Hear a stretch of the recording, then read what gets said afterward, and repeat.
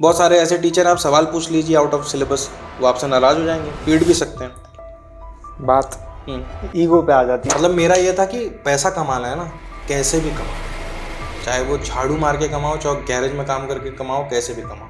तो स्लम के बम्बई के बच्चे ना थोड़ा हसलर होते हैं। मुझे लगता है बड़ा वही करता है दुनिया में जो अपमान का घूंट पीना जानता है। जो व्यक्ति अपमान का घूंट नहीं पी सकता वो जीवन में कुछ बड़ा नहीं कर सकता। स्लम में रहने वाले बच्चे का ना दो ही सपना होता है, आज भी आप जाके वेरीफाई कर लीजिए।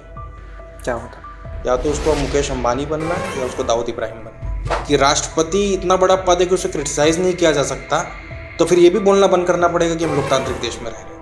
अच्छा पत्रकार वो हो कि जब पत्रकार न्यूज़पेपर या चैनल का मालिक पहुंचे तो सीएम और जो मंत्री हो वो पानी पी पी कर गाली दे उसके पत्रकार को, इसको हटाओ, इसको हटाओ। मतलब मेरे लगता है ईश्वर परफेक्ट चीज़ है, ईश्वर गलती कर नहीं सकता। और ईश्वर, अगर मैं जब इस दुनिया को देखता हूँ तो मुझे गलतियाँ नज़र आती हैं।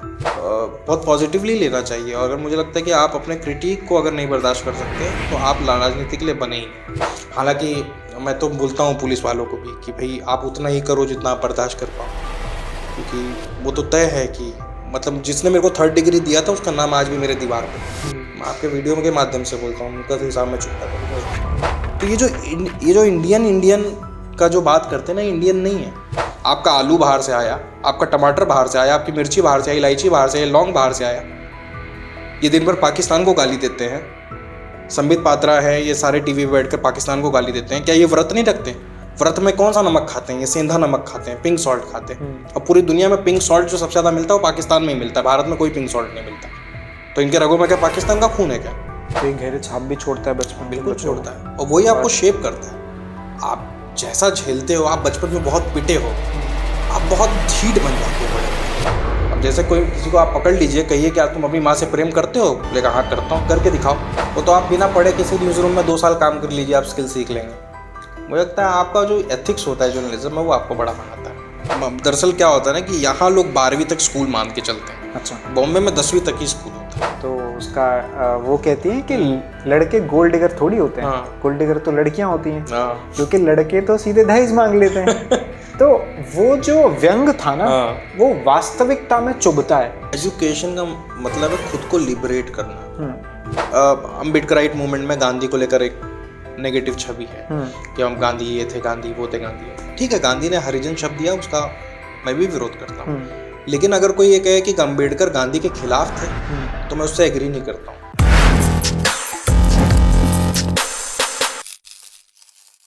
अगर टीवी चैनल्स ना होते, अगर अखबार ना होते, और आपको पता ही ना लगता कि आप जिस शहर में रह रहे हैं उस शहर में क्या हो रहा है, उस राज्य में क्या हो रहा है, उस देश में क्या हो रहा है, उस दुनिया में क्या हो रहा है, इस किसी भी खबर से आप अनजान होते, आपको पता ही ना लगता कि आज किसके दाम बढ़े हैं, आज किसके दाम गिरे हैं। ये सब बड़ी आसानी से हो पाता है और आज जिंदगी की दिनचर्या बन गई है। शायद इसीलिए हमें इसकी महत्वता नहीं पता लग पाती है। इन सब के पीछे होते हैं पत्रकार, जिन्हें आप जनरली किसी सभाओं में, गलियों में घूमते देखते हैं, जो आपके बीच से ही खबर उठाकर आप तक पहुंचाते हैं। ये काम बड़ा पेचीदा है, और जब ये और पेचीदा हो जाता है जब आपको उनसे सवाल करना होता है जो सत्ता में है, उनसे सवाल पूछना होता है जो लोग इस देश को, इस राज्य को, इस शहर को कंट्रोल करते हैं। ये कार्यशैली जब और पेचीदा हो जाती है जब आपको सवाल पूछने के लिए सलाखों के पीछे डाल दिया जाता है। ये डर क्रिएट करना और इस डर के सहारे कई लोगों को चुप करना, ये समाज जब इस तरफ बढ़ता है तो डर लगने लगता है कि कल को क्या हो रहा है ये कैसे पता चलेगा अगर उन्हीं पर कार्यवाही होगी जो हम तक खबरें पहुंचा रहे हैं। आज कुछ ऐसी ही प्रतिभा, आज कुछ ऐसे ही व्यक्तित्व को धारण करने वाले पत्रकार आज हमारे बीच हैं, जिनका नाम है प्रशांत कनौजिया। बहुत बहुत स्वागत है आपका चैनल में। बात करिए, हम खुद एक मीडिया ऑर्गेनाइजेशन है, आप पत्रकार हैं, मैं पत्रकार हूँ, और लोग अपने अपने तरीके से इसे डिफाइन कर लेते हैं। मगर हम इन सब चीज़ों पे आएंगे, आराम से चर्चा करेंगे। मगर पहले मैं ये जानना चाहता हूँ कि आपका जन्म कहाँ से, आपने कहाँ पे जन्म लिया और आपकी स्कूलिंग कहाँ से हुई? चूँकि मैं बहुत साल से दिल्ली में रह रहा हूँ तो और बहुत लोगों को लगता है कि मैं उत्तर प्रदेश से हूँ, पर सच्चाई ये है कि मेरा जो जन्म हुआ था वो मुंबई में हुआ था। अच्छा। हाँ, तो क्योंकि मेरी फैमिली बहुत पहले लगभग थर्ड जनरेशन में कहूँगा कि मुंबई में जाकर रहने लग गए थे। मतलब एक स्थायी स्थिरता तो कहूँगा कि पिताजी के ज़माने से आई, लेकिन मेरे ग्रेट ग्रैंडफादर भी मुंबई आए थे कमाने। तो माइग्रेशन बहुत पहले से चलता रहा है, आज़ादी के पहले से चलता रहा है। तो हम लोग का जन्म वहीं हुआ, सारी पढ़ाई लिखाई वहीं हुई। और मुंबई में ऐसा भी नहीं कि जो फिल्मों में आप लोग देखते हैं ना कि फिल्मों में मुंबई का एक जो नज़ारा है वो तो नहीं था। बड़ी बड़ी हाँ, बिल्डिंग्स, बड़ी बड़ी बिल्डिंग, स्टार्स। नरीमन पॉइंट्स और वो जुहू बीच, बांद्रा, ये दिखता है। पर ये मुंबई का सिर्फ शायद 10 या 5% ही होगा। मुंबई अपने आप में एक बहुत बड़ा स्लम भी है। जैसे धारावी एक बहुत बड़ा स्लम है, कुर्ला एक बहुत बड़ा स्लम है, और हर शानदार इलाके जितने भी आप नाम सुनते हैं टीवी में, हर उसके पीछे एक स्लम है। और ये जितनी भी ऊंची ऊंची इमारतें आपको नज़र आती हैं, ये उन्हीं स्लम की लाशों पर बनी है या कुछ पुराने मीलों पर बनी है। जो पुराने मील्स हुआ करते थे मुंबई में, जिनको एक राजनीति के तहत ख़त्म किया गया, उनके यूनियन को ख़त्म किया गया, और उसके ऊपर जो पुरानी ये बड़ी बड़ी इमारतें हैं, आजकल तो मुंबई में 100 फ्लोर की, 120 फ्लोर की बिल्डिंगें बन रही हैं। तो वो सभी स्लम्स की और ये मील वर्करों की लाश पर बनी है। तो उसी तरह हम भी एक मुंबई के ही कुर्ला एक स्लम है, वहीं पैदा हुए। और बहुत लोग ताज्जुब मानते हैं कि क्या घर ऐसे होते हैं जैसे नॉर्थ के लोग आके चौंक जाते हैं। पर मेरा जो घर था मुंबई में, जहाँ मैं 22 साल की उम्र तक रहा हूँ, वो 10x8 का कमरा था। 10x8 का 8 का कमरा, 80 स्क्वायर फीट का कमरा, मुंबई के चौल में जो होता है, जिसमें मम्मी पापा मैं भाई और मेरे चाचा भी रहते थे। जैसा कुछ हम रणवीर सिंह की फिल्म गली बॉय हाँ में हाँ, देखते हैं, छोटा सा एक। फिल्म तो प्रतिबिंब है ना समाज का। तो ऐसा नहीं कि फिल्म कुछ अलग दिखा रहा है, ठीक है, वो फ्यूचरिस्टिक साइंस फिक्शन आप देख रहे हैं वो अलग है, पर एक जनरल जो परसेप्शन फिल्म में चलता है वो एकदम वही है जो है समाज में। तो 7 8 10x8 का घर, उसी में किचन भी है, उसी में नहाने का भी इंतजाम है, और वॉशरूम तो 80 90 घर के लिए 4 वॉशरूम होता।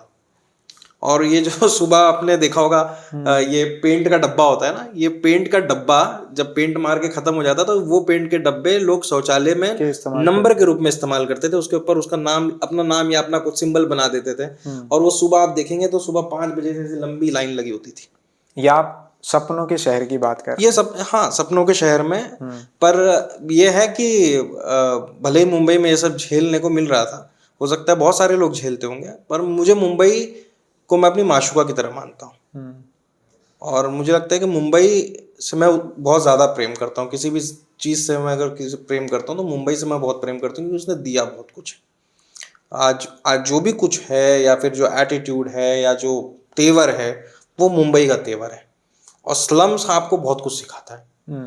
तो स्लम में मैं आपको बताऊंगा, जैसे आप इलाहाबाद चले जाएं या बिहार चले जाएं, तो एक गरीब घर के बच्चे का एक सपना होता है, या उसके माँ बाप का सपना होता है कि हमारा बच्चा कैसे भी करके सरकारी नौकरी लग जाए, बीपीएससी मास्टर बन जाए, कहीं कुछ यूपीएससी निकाल ले। पर मुंबई के स्लम्स में ऐसा नहीं है। पढ़ाई का क्या रहता है वहाँ? पढ़ाई लोकल म्यूनसिपालिटी के जो स्कूल होते हैं, मेरा जो स्कूल था समता विद्या मंदिर, वो स्कूल खुद एक चौल में बना हुआ था। प्राइवेट था? प्राइवेट स्कूल था। हाँ, पर वो बेसिकली प्राइवेट नहीं था, उसमें वो बेसिकली मराठी मीडियम स्कूल था। अच्छा। और उसमें अंग्रेजी मीडियम प्राइवेट हुआ करता था बस। और वो खुद एक चौल में बना हुआ था, ऐसा नहीं था कि वो स्कूल कुछ ऐसे बड़ी इमारत थी। वो जिसने लिया था, वो उसने शायद चौल के 10 12 कमरे खरीद लिए थे, और उसी कमरों को उसने स्कूल का एक रूप दे दिया था। तो वो बहुत ही, और नाम का अंग्रेजी मीडियम स्कूल था वो। हमारे कोई टीचर कभी अंग्रेजी में नहीं बात करते थे। अच्छा। हाँ, कोई कुछ नहीं अंग्रेजी, सिर्फ किताबें अंग्रेजी की होती थी, बाकी ना कोई टीचर अंग्रेजी में बात करता था, ना अंग्रेजी में पढ़ाता था, कुछ नहीं करता था। मन लगता था स्कूल जाने में, पढ़ने हाँ, में? मतलब स्कूल तो बड़ा मेरे लिए, मुझे लगता है कि बहुत पेनफुल जर्नी रही मेरे लिए स्कूल।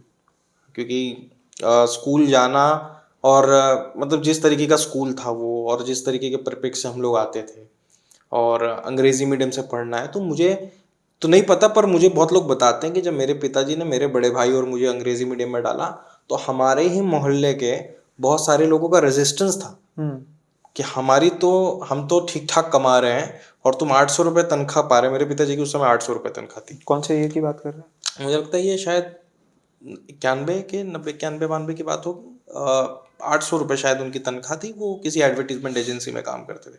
तो रेजिस्टेंस होता था कि अरे अंग्रेजी मीडियम में क्यों डाल रहे हो। तो अंग्रेजी मीडियम में पढ़ाने के लिए खुद भी अंग्रेजी पढ़ा होना चाहिए माँ बाप को, जो कि है। आज आप प्राइवेट स्कूल में जाइए आज तो है। कि भले ही वो बेचारा मजदूर है, मेहनत कर रहा है, रिक्शा खींच रहा है, लेकिन वो अपने बच्चों को अंग्रेजी मीडियम में नहीं पढ़ा सकता क्योंकि उसके माँ बाप का भी इंटरव्यू होगा। तो उसके माँ बाप अगर नहीं पढ़ पाए हैं तो क्या उसकी गलती है क्या? हिंदी मीडियम में भी ये मुद्दा उठाया था। हिंदी मीडियम में तो चलिए आप अलग तरीके से देखते हैं, बिहेवियर देखते हैं कि माँ बाप का क्या मैं स्टेटस फिल्म है। हिंदी मीडियम की बात कर रहा हूँ। हाँ, हिंदी उसमें मीडियम भी जब वो अपने बच्चे का इंग्लिश मीडियम स्कूल में हाँ एडमिशन कराना चाहते तो मना कर देते हाँ क्योंकि उनके पिताजी पढ़े लिखे नहीं हाँ, होते। तो वैसे तो ही वो है।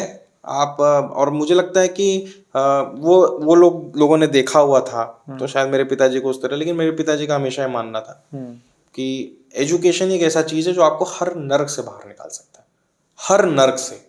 मतलब दुनिया का ऐसा कोई भी डाउनफॉल नहीं है जिससे आप निकल नहीं सकते, वो एक मात्र शिक्षा है। तो इसलिए वो हमेशा फोकस रहे, उन्होंने सुना नहीं, भेजा। ठीक है, कैसे कैसे हम लोग ने अंग्रेजी मीडियम, तो वो क्या था, अब जाके हम लोग अंग्रेजी बोलने लग गए, वो 8-10 साल के बाद थोड़ा सा। वो तो मैं आपको आगे बताऊंगा, वो अंग्रेजी भी सीखने का एक नया तरीका था कि जिसकी वजह से अंग्रेजी सीख पाए हम लोग। उस समय चौल में से या स्लम में से एक अंग्रेजी मीडियम स्कूल में जाना कुछ दिक्कत भरा था। देखिए, अंग्रेजी मीडियम में जाते तो बहुत लोग थे, पर जिस दर्जे का स्कूल में हम लोग जाते थे वो नाम मात्र का अंग्रेजी स्कूल था। जैसे आजकल गांव में आप देखोगे अंग्रेजी मीडियम स्कूल खुल गए, लेकिन उनमें कोई वो स्टैंडर्ड नहीं है ना, कि वो उस क्लास का टीचर नहीं है जो आपको अंग्रेजी में पढ़ा रहा है। वो ठीक है, आपकी डिग्री अंग्रेजी में आ रही है बस, तो उतना ही फर्क था। तो स्कूल बड़ा मेरे लिए बड़ा पेनफुल जर्नी रहा। स्कूल में मैं बुली भी बहुत हुआ हूँ। अच्छा। हाँ, मैं बुली बहुत होता था, लोग मुझे पीट भी देते थे और टिफिन भी छीन लेते थे, पैसा भी छीन गुस्सा नहीं आता था। आता था, पर करेंगे क्या, पिटाई हो सकती है, क्योंकि घर से समझा के भेजा गया है ना कि आपको पढ़ना है, आपको उलझना नहीं है, ये नहीं करना है, वो नहीं करना है। तो होता था। और मैं मतलब मुंबई जैसे शहर में भी कास्टिज्म को मैंने झेला स्कूल में, तो वो मेरे लिए एक बड़ा पेनफुल था। लेकिन उस समय मुझे समझ नहीं आता था, मुझे लगता है कि ये तो जनरल बात, नॉर्मल बातें होंगी। लेकिन ठीक है, मुझे लगता है कि वो सारी चीज़ों ने स्ट्रांग बनाने में बहुत मदद की। लोग कहते हैं कि जो शिक्षा है वो भेदभाव खत्म करती है, पर जब यही भेदभाव शिक्षा के मंदिर में होने लगता है तो पीड़ा ज्यादा देता है। देखिए, लोगों का धारणा गलत है शिक्षा को लेके। लोग समझते हैं स्कूलों में शिक्षा मिलती है, स्कूलों में लिटरेसी रेट मिलता है आपको। ये शायद माइनर सा डिफरेंस है जो लोग समझ नहीं बहुत बारीक डिफरेंस है, लेकिन बहुत बड़ा डिफरेंस है कि एजुकेटेड होना और लिटरेट होना ये दो अलग बात है। Both are different things. आपको भारत के अंदर 90% लोग लिटरेट मिल सकते हैं, लेकिन आपको एजुकेटेड 10% भी मुश्किल से मिलेंगे। एजुकेटेड का मतलब मैं ये कहता हूँ, जब किसी को मैं एजुकेटेड कहता हूँ तो उसको मैं मानता हूँ कि उसने एक समाज की एक धारणा जो चली आ रही थी उसको पढ़कर चैलेंज किया और उसको बदलने का प्रयास किया। जैसे सती प्रथा है, चलती आ रही है, आप पढ़ लिख के भी उसे फॉलो कर रहे हैं, तो आप एजुकेटेड नहीं हो सकते, आप लिटरेट हैं। एजुकेटेड तो मैं राजा राम मोहन रॉय को मानूंगा कि उन्होंने खड़े हुए, और उससे पहले क्या लोग नहीं पढ़े लिखे थे, पढ़े लिखे थे, लेकिन उन्होंने विरोध किया। तो मुझे लगता है कि शिक्षा का मतलब है आपके अंदर क्यूरोसिटी पैदा करना। सती प्रथा तो बहुत पुरानी हो गई। अगर हम बात करेंगे दहेज प्रथा की तो 90% लोग आ जाएंगे इस एरिया में। 90% की बात नहीं करता हूँ मैं। दहेज के लिए अगर आप कैटेगराइज करेंगे तो दहेज मुझे लगता है 99% लोग दहेज लेते और हैं, मोस्ट एजुकेटेड और सोसाइटी। सिर्फ एजुकेटेड लोग लेते हैं। गरीब क्या दहेज लेगा? आप बताइए, कोई मजदूरी कर रहा है बम्बई, कलकत्ता, बेंगलोर में, वो क्या बोलेगा हमको फॉर्च्यूनर चाहिए?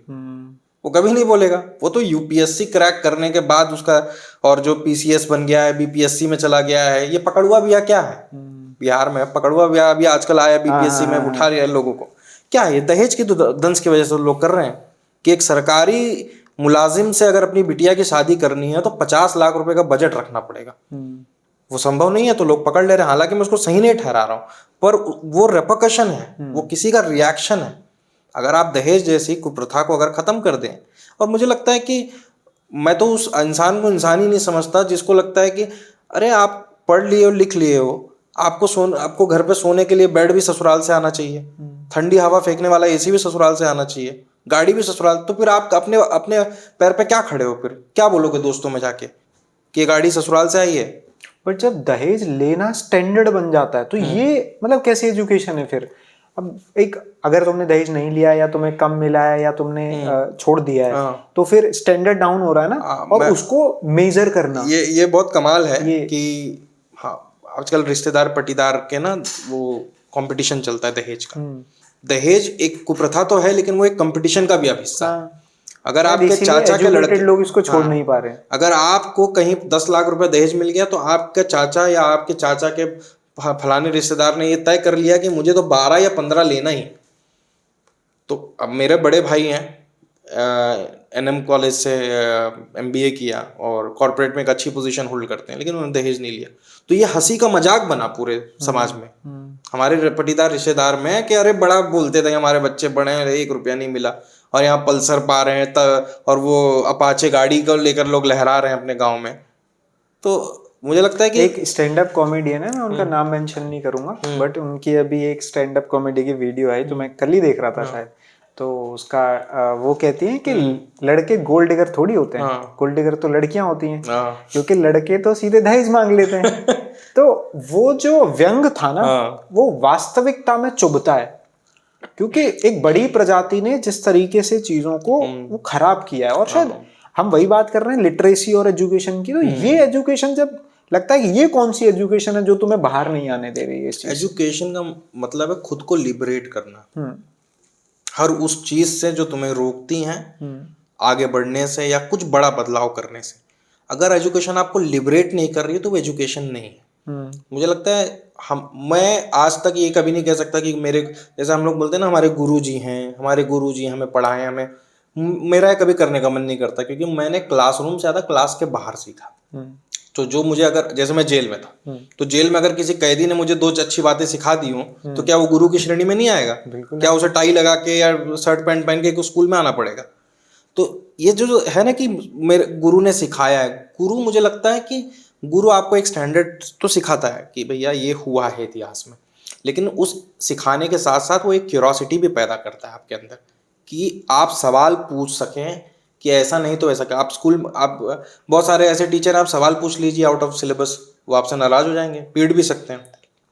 बात ईगो पे आ जाती है ना, ईगो पे आ जाती है कि अरे ऐसे कैसे पूछ लिया, बाहर से कैसे पूछ लिया। तो मुझे लगता है शिक्षा आपको एक स्टेप आगे, मतलब it's all about discovering something. It is not about कि जो लिखा है उसी को पढ़ लिया। जो लिखा है वो हमारे पिताजी भी पढ़ लिए, जो लिखा था हमारे भाई भी पढ़ लिए, हम भी पढ़ लिए, हमारे बच्चे भी पढ़ लेंगे। ये कोई थोड़ी ना शिक्षा, ये तो लिटरेसी है। शिक्षा का मतलब है उन्होंने कुछ पढ़ा और उसके आगे उन्होंने कुछ सोचा। जैसे हम फ्रेंच रेवोल्यूशन को पढ़ते हैं तो उससे इंस्पायर भी होना है ना, सिर्फ फ्रेंच रेवोल्यूशन पढ़ लेना है। अगर हम फ्रीडम मूवमेंट को पढ़े या भगत सिंह को पढ़े, वही मैं एक दिन भगत सिंह को लोग मानते हैं, भगत सिंह की नहीं मानते। बिल्कुल, ये एक प्रॉब्लम तो है। मैं भी मानता हूँ। बिल्कुल। और मुझे लगता है कि जिस तरीके से भगत सिंह जैसे कैरेक्टर है वो बताता है इंडिया का, अगर मैं कोई प्राइम एग्जांपल दिखाता हूँ कि लोग यहाँ पढ़ाई लिखाई से वास्ता कम रखते हैं, वो भगत सिंह है। भगत सिंह के इस देश के अंदर मुझे लगता है 140 करोड़ लोग फैन होंगे, अजात शत्रु। बिल्कुल होंगे। आप किसी से भी पूरे भारत में निकल कर पूछ लीजिए, एक आपको आदमी नहीं मिलेगा भगत सिंह की बुराई करने वाला, मगर उनके विचारों पर नहीं चलना चाहते। हाँ, अब भगत सिंह का लोग आइडियलाइज क्या करते हैं। अब हमारे जो जेनजी क्राउड है या फिर हमारा जो आजकल का जो नया है, उसके लिए भगत सिंह का प्रतिमा क्या है, वो बॉबी देओल और अजय देवगन की फिल्म, वो उससे भगत सिंह को जानता है। जबकि और भगत सिंह को क्या जानता है कि भगत सिंह बहुत वायलेंट थे और असेंबली में बम फेंक दिया। ये भगत सिंह का 1% है। भगत सिंह बहुत अच्छे राइटर थे, भगत सिंह बहुत अच्छे ओरेटर थे, भगत सिंह बहुत अच्छे विचारक थे, भगत सिंह दूरदर्शी थे, भगत सिंह क्या लिखते थे, क्या पढ़ते थे, क्या बोलते थे, ये कोई जानने को तैयार नहीं। तो उसी से पता लगता है कि हम लोग बस एक पॉइंट लेके बैठ जाते हैं कि अब बम फेंका, अंग्रेजों पे बम फेंक दिया, बस हीरो है। उसके बाद भी उसने बहुत कुछ किया। मतलब मैं भी ऐसा नहीं है कि मैं कुछ अलग हूँ। मेरे लिए भी कुछ साल तक भगत सिंह से अजय देवगन और बॉबी देओल की फिल्म ही रही है, जब तक हम नहीं पढ़ते। हाँ, लेजेंड ऑफ भगत सिंह जब आई हम लोग के लिए तो वही इंट्रोडक्शन था भगत सिंह का, क्योंकि किताब तो बहुत लेट, आप जब एकेडमिक्स में आते हो तब आप डिटेल में जाते हो, लेकिन बेसिक जो नज़रिया बना वो उसी से बना। और उसको फिर हम लोग ने समझा। मैं भी काफ़ी साल तक भगत सिंह को, और पंजाब में मैं फैन भगत सिंह दा, ऐसे गाने भी बनते हैं बहुत सारे, लेकिन भगत सिंह मुझे लगता है बड़ी चीज़ है और बताता है कि इंडिया का भी आईक्यू बहुत कम है अपने ही लोगों को समझ पाने में। वो वास्तविकता है। आप नेहरू की कोई फोटो शेयर कर दिए, कुछ बोल दिए, फलाने की फोटो शेयर कर दिए, अरे ये तो ऐसा था। आप उनकी डायरी पढ़िए, आप उनकी किताबें पढ़िए। एक मेरे मित्र हैं, उनसे एक दिन मेरी बहस हो गई और बहस का मुद्दा था कि वो कहते हैं कि गांधी ने कोई कंट्रीब्यूशन नहीं दिया। तो मैं उन्हें समझाने लगा, नहीं समझ रहे थे। मैंने कहा ठीक है, आप एक बात बताइए, आप फ्रीडम फाइटर्स में से किसको हीरो मानते हैं? उन्होंने कहा भगत सिंह। हाँ। मैंने कहा आपको पता है भगत सिंह जो रिवॉल्यूशन में जुड़े, उन्होंने खुद लिखा है कि सिर्फ एक ही कारण था, वो थे महात्मा गांधी, जिनकी वजह से वो इस रिवॉल्यूशन में उतरे। बिल्कुल। मैंने कहा जो आपका हीरो है वो उस हीरो की वजह से ही रिवॉल्यूशन में जुड़ता है, और आप कह रहे हैं महात्मा गांधी ने कोई कंट्रीब्यूशन नहीं दिया। तो कभी कभी मुझे लगता है कि लोग वो जो व्हाट्सएप यूनिवर्सिटी में पढ़ते हैं ना, उसको वास्तविकता समझ लेते हैं। वही प्रॉब्लम है ना, जैसे भगत गांधी जी को लेकर क्रिटिसिज्म हो सकते हैं, भगत सिंह को भी लेके क्रिटिसिज्म हो सकते हैं, कोई अंबेडकर तो को भी किसी लेके को हो नहीं है। सकते हैं, कि सबका हर इंसान का क्रिटिसिज्म है। ऐसा नहीं है कि कोई इंसान यहाँ अनटचेबल है, क्या उसको कोई कुछ नहीं बोल सकता। अगर आप डिटेल में जाएंगे तो आप बहुत सारी ऐसी बातें होंगी जहाँ पे एग्रीमेंट नहीं होगा आपका, कि ठीक है। अब जैसे अम्बेडकराइट मूवमेंट में गांधी को लेकर एक नेगेटिव छवि है कि हम गांधी ये थे, गांधी वो थे, गांधी ये थे। ठीक है, गांधी ने हरिजन शब्द दिया, उसका मैं भी विरोध करता हूँ। लेकिन अगर कोई ये कहे कि अम्बेडकर गांधी के खिलाफ थे, तो मैं उससे एग्री नहीं करता हूँ। मतलब डिसएग्री थे बहुत सारे मुद्दों पर। उन्होंने अम्बेडकर, मतलब गांधी का जितना क्रिटिसिज्म अम्बेडकर ने किया उतना किसी ने नहीं किया, उनके सामने किया समानांतर तरीके। आज कोई भी कर ले, खड़े होकर कहीं भी बोल दे गांधी के बारे में, पर उस समय गांधी जी बहुत बड़े नेता थे। बहुत, मतलब गांधी जी का विरोध कर कर आप सांस ले पाए, ये बहुत बड़ी बात थी। वो आदमी खड़ा होकर गांधी जी का खुला विरोध भी करता था, और गांधी के बारे में वो बहुत सारी क्रिटिसिज्म भी करते थे, और गांधी जी को कहते थे कि लोग इन्हें संत समझते हैं, मैं इन्हें संत नहीं समझता हूँ, क्योंकि मैंने इनके असली दांत देखे हैं। इस तरीके के शब्दों का प्रयोग करते हैं। लेकिन जब गांधी पूना पैक्ट, जब होने से पहले वो आंदोलन करते हैं, आमरण अनशन पे बैठते हैं, तो अम्बेडकर जाके नहीं रोकते हैं। अम्बेडकर चाहते तो हम गांधी को मर जाने देते, और बचा अपने कम्युनिटी को दिला देते सब कुछ।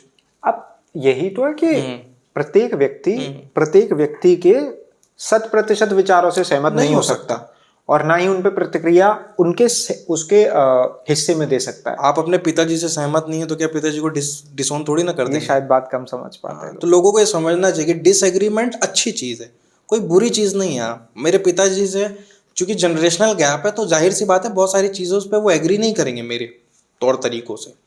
आपके भी पिताजी शायद नहीं एग्री करेंगे आपके बहुत सारे तौर तरीकों से। लेकिन इसका मतलब ये थोड़ी ना आपसे आप दुश्मन हैं। इतिहास में आप दोनों को दुश्मन के रूप में दिखाया जाएगा। लोगों को बोला जाएगा उनके पिताजी का एक विचार था, बेटे का ये विचार था, और ये बहुत आम बात है। ठीक है, आएंगे अभी इस पे वापस आते हैं। तो आपकी जो 12वीं तक पढ़ाई थी वो स्लम के वहीं स्कूल में हुई? हाँ, स्लम के स्कूल में हुई। और दरअसल क्या होता है ना कि यहाँ लोग 12वीं तक स्कूल मान के चलते हैं। अच्छा। बॉम्बे में 10वीं तक ही स्कूल होता है। ऐसा क्यों? वहाँ मतलब एक कल्चर है, वहाँ 10वीं के बाद आप कॉलेज जाते हैं। अच्छा। उसको आप जूनियर कॉलेज कहते हैं, लेकिन कॉलेज होता है। तो हम लोग के लिए 10वीं पास करने के बाद वो कॉलेज जाना, वो फिल्मों में जो कॉलेज वाला देखा था ना सीन, तो हम लोग को बड़ा वो जल्दी मिल गया कॉलेज। क्योंकि कॉलेज आप जाने का स्वैग क्या होता था कि पहली बात तो यूनिफॉर्म से छुटकारा, स्कूल की फिक्स यूनिफॉर्म से छुटकारा, यूनिफॉर्म से छुटकारा, और हर दिन अलग अलग कपड़े पहन के जाया जा सकता है। हाँ। और फिल्मों में जो आप देखते हैं वो आपका एक तरीका होता है कि भाई। तो इसी तरह मैं 10वीं के बाद एक कॉलेज में, मेरा बड़े भाई उसी कॉलेज में पढ़ते थे, SIWS करके वड़ाला में एक कॉलेज है, साउथ इंडियन वेलफेयर सोसाइटी नाम था उसका, SIWS। तो उस कॉलेज में मुझे एडमिशन मिला, और मैंने वहाँ एडमिशन लेने का मेरा कारण भी ये था कि वहाँ की फ़ीस बहुत कम थी। वहाँ की पूरे साल की फ़ीस 365 रुपये। पूरे साल की फीस? पूरे साल की फ़ीस, 1 रुपये रोज की फ़ीस। और ये नहीं कि ये किसी के लिए EWS कोटा है, ये आम फीस है सभी के लिए, चाहे वो मर्द हो, पुरुष हो, LGBT हो, अपर कास्ट हो, लोअर कास्ट हो, मुसलमान हो, कोई भी हो, सबकी यही फीस थी। और तो बड़ा आसान हो जाता था। 365 रुपये क्या होता है कॉलेज में पढ़ने के लिए। और मुंबई में लोकल ट्रेन बहुत आइकॉनिक है, तो स्टूडेंट होने की वजह से उसका पास 25 रुपये में महीने का बन जाता था, लोकल ट्रेन का। तो 25 रुपये आप वहाँ देना है, 365 रुपये वहाँ देना है, तो कॉलेज जाना बड़ा आसान था। लेकिन ऐसा नहीं है कि, और चूंकि मेरे पिताजी बहुत स्ट्रगल करते रहते थे, मैंने अपने पिताजी को ना कभी एक फिक्स जॉब करते हुए नहीं देखा है। वो बीच में कोई कोऑपरेटिव बैंक बना लिए थे, तो उसमें भी मैं उनकी मदद करता था। पैसे कलेक्शंस के लिए जाना होता था तो मैं पूरा बैग लेकर निकलता था, तो उसमें से 20 रुपये मिलते थे मुझे। तो वही 20 रुपया कॉलेज जाने का पॉकेट मनी होता था। हाँ, तो मेरे लिए, और मैं आज स्कूल में थे कुछ स्पोर्ट्स खेलते थे? स्पोर्ट्स हमारे स्कूल, मैं कह रहा हूँ ना, स्लम के स्कूल में कुछ नहीं होता। स्लम के अकॉर्डिंग स्पोर्ट्स होता होगा वहाँ, वही खो खो होता है, कबड्डी खेल ली। और चूंकि मैं बहुत बुली होता था, तो मेरे क्लास में 2-4 बड़े मुस्टंडे टाइप लोग थे। हालांकि आज वो बड़े अच्छे से बात करते हैं। तो वो उनका अपना एक सर्कल होता था कि वही लोग स्पोर्ट्स खेलेंगे, वही क्रिकेट की टीम बनेगी, वही सब कुछ होगा। हम लोग तो बस ऐसे ही जहाँ सब पार्टिसिपेट कर सकते वही पार्टिसिपेट कर पाते थे हम लोग। तो ये रहा मेरे लिए, और मेरे लिए मतलब ठीक है, मैं चेस बहुत खेला लेकिन। अच्छा। हाँ हाँ, मैं आज भी कह सकता हूँ कि शतरंज में मुझे हराना आसान काम नहीं है। और दिमाग का खेल। हाँ, ये मेरे बड़े भाई की वजह से हुआ कि मेरे बड़े भाई शतरंज खेलते थे, और हमारे स्कूल में ये होता था कि शतरंज आप 5वीं के बाद खेल सकते हो, जो कंपटीशन वाला होता है। तो उसमें मेरे बड़े भाई 5वीं, जब मैं 5वीं में गया तो मेरे भाई 10वीं में गए। तो 5वीं वो जीते, 6वीं वो जीते, 7वीं में जीते, 8वीं में जीते, 9वीं में जीते। और जब वो 10वीं में थे तो मेरा पहली एंट्री हुई थी, और हम दोनों फाइनल में थे उस टूर्नामेंट में, तो मैंने उनको हराया था। तो you will be the next champion. हाँ, फिर उसके बाद वो कंटिन्यू चला 5 साल। तो मुझे लगता है शतरंज मेरा किक है, मतलब मुझे अगर शतरंज खेलने मिले तो मुझे बड़ा मज़ा आता है। और क्रिकेट भी मैंने खेली, और प्रोफेशनल क्रिकेट खेली। अच्छा। हाँ, कब से खेली? मैंने, मुझे लगता है 10वीं के बाद मैंने कोई क्लब ज्वाइन कर लिया था, और वो भी बड़ा ऐसे ही रैंडम क्लब था, मतलब बड़े बड़े लोग जाते थे दूसरे दूसरे क्लब में। मैं एक छोटे क्लब में जाता था जिसकी फ़ीस 100 रुपये थी। वो भी मुझे पता है कि मैंने किस तरीके से एग्री कराया होगा अपने पेरेंट्स को, बड़ा मेहनत करना पड़ा। और 100 रुपये फ़ीस थी, और किट खरीदने के पैसे नहीं होते। तो मैं आपको एक इंटरेस्टिंग बात बताता हूँ, क्रिकेट इंडस्ट्री में गरीब घर में पैदा होने वाले बच्चे ही बॉलर बनते हैं। अच्छा, ऐसा क्यों? अमीर लोग बैट्समैन बनते हैं। बहुत आपको रैंड ऐसा कुछ मिला होगा कि कोई अमीर बॉलर बन गया होगा। आप पूरे इतिहास उठा के देख लीजिए, जितने बॉलर हैं सब गरीब घर से आते हैं। क्योंकि जब आप क्रिकेट ज्वाइन करते हो, हर इंसान बैट्समैन बनना चाहता है। बॉलर इंडिया में कोई बाई चॉइस नहीं बनता, क्योंकि बैट्समैन की हीरो वर्शिप है ना। वो सेंचुरी मारता है, हेलमेट निकालता है, और पूरा ग्राउंड देखता है। आज बॉलर कितने भी हो, लेकिन सचिन के बराबर नहीं पहुंच पाएंगे, चाहे मुत्तैया मुरलीधरन कितना भी हो। तो लोग क्रिकेट ज्वाइन करते हैं तो किट खरीदने के पैसे नहीं होते उनके पास, और कोई अपना किट देता नहीं है। ऐसा है कि आपका ग्लव्स कोई किसी का आप इस्तेमाल कर ले, बैट किसी का इस्तेमाल कर ले, क्योंकि महंगे चीज़ है। एक किट लेने के लिए उस समय मुझे लगता है कि एक ढंग का किट आता था 6-7 हज़ार रुपये में, और 6-7 हज़ार रुपये बहुत बड़ी रकम है स्लम में रहने वालों के लिए। तो मुझे लगता है कि मैं गया तो बैट्समैन ही बनने गया था। और इंडियन पेरेंट्स ऐसे भी स्पोर्ट्स पे खर्चा करना हाँ, जरूरी मतलब नहीं इंडिया में समझते। स्पोर्ट्स, या बच्चे को सिंगिंग सीखनी है या डांस सीखना है, उनको लगता है वेस्ट ऑफ मनी है। पढ़ाई से अलग उनको पैसा हाँ खर्च करना हाँ वेस्ट हाँ, लगता है। मतलब डोनेशन में वो दे देंगे। हाँ। बेटी बोलेगी मम्मी मुझे कॉलेज 2 लाख में सिंगिंग मिल सीखना रहा है। है, हाँ। मुझे AR रहमान के इंस्टीट्यूट में जाना है, उसकी 5 लाख फीस है, नहीं देंगे, दहेज में 5 करोड़ दे देंगे। ये एक प्रॉब्लम है। तो बॉलर जितने भी हैं वो गरीब बनते हैं, क्योंकि उनके पास किट खरीदने के पैसे नहीं होते। 7 हज़ार रुपया नहीं था तो बॉलिंग किया, तो जनरली आप जाते हो तो कोच बोलते हैं चलो बॉलिंग डाल, बॉल डाल। बॉल डालते डालते डालते आप जब तक किट खरीदने का आपका इंतजाम होगा तब तक आप बॉलर बन चुके होंगे। फिर वहां से यू टर्न मारना बड़ा मुश्किल होता है। हालांकि मैंने बाद में किट खरीद ली, लेकिन मैं उसका इस्तेमाल कर नहीं पाया, क्योंकि मैं तब तक एक फुल फ्लेज बॉलर बन चुका था। कितने और साल खेला क्रिकेट? मैंने खेला 4-5 साल क्रिकेट खेला मैं। मुंबई रणजी के ट्रायल्स में भी खेला।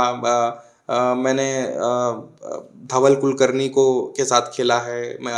मैं अजिंक्य राणे के साथ बचपन में खेला है। मैंने वसीम जाफर को बॉल किया है।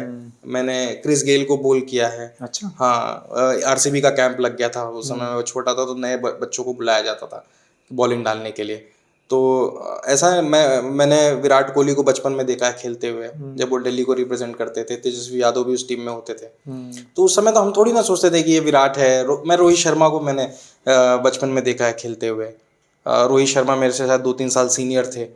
तो मुझे लगता है क्रिकेट में अच्छा खेलने लग गया था, और मैं करप्शन का कारण था मुझे क्रिकेट छोड़ना पड़ा। अच्छा। हाँ, मुंबई अंडर-16 के ट्रायल्स में मुझे बोला गया कि आप 4 लाख रुपए का इंतज़ाम करो, तो वो संभव नहीं था, तो मैंने छोड़ दिया। हालांकि मुझे उसका कोई मलाल नहीं है, क्योंकि मैंने बहुत नहीं खेला था क्रिकेट। मैंने 2 ही 3 साल खेला था, तो मेरे लिए वो नहीं था कि मैंने अपना जीवन दे दिया है और मैं इसको अब कैसे छोड़ूं। हालांकि मुझे बाद में भी यूपी अंडर-19 खेलने का मौका मिला था, लेकिन फिर मैंने मना, तब तक मैं आउट हो चुका था मार्केट से, और फिर वापस आना, कम बैक करना वो बड़ा मुश्किल होता है।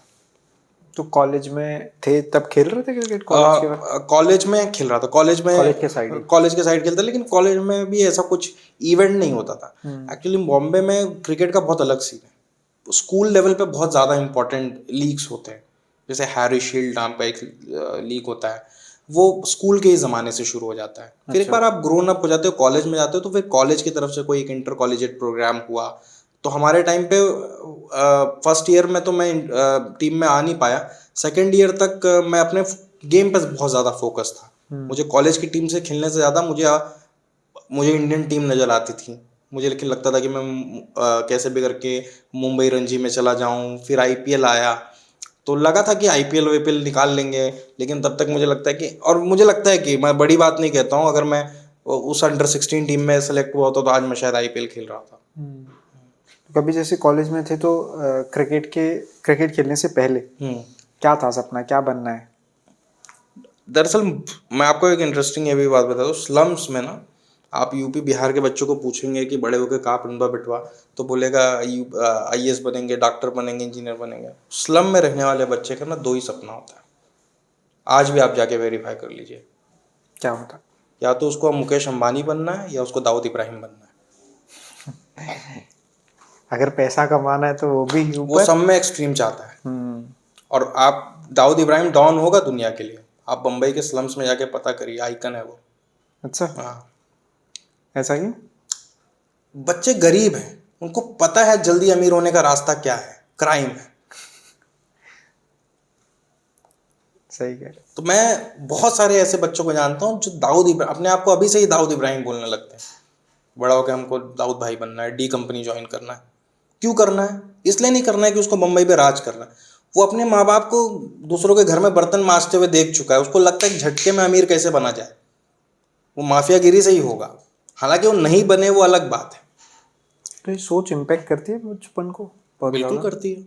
आप अपनी माँ को किसी के घर में बर्तन मांजते हुए देख रहे हो, ये आपको, मुझे लगता है बहुत बड़ा ट्रॉमा है। हमने भी देखा है। मुझे याद है, मैं आपको एक वाकया अपना पर्सनल बताता हूँ कि एक बार मोहल्ले में आते हैं ना, वो पैंट शर्ट बेच का कपड़ा बेचते हैं, उसमें एक स्क्रैच कार्ड मिलता है, स्क्रैच करो तो उसमें बाइक होती है, लैपटॉप होता है, मोबाइल होता है। मुझे याद है आज भी कि मैंने जिद करके खरीदवा दिया था 250 रुपये का।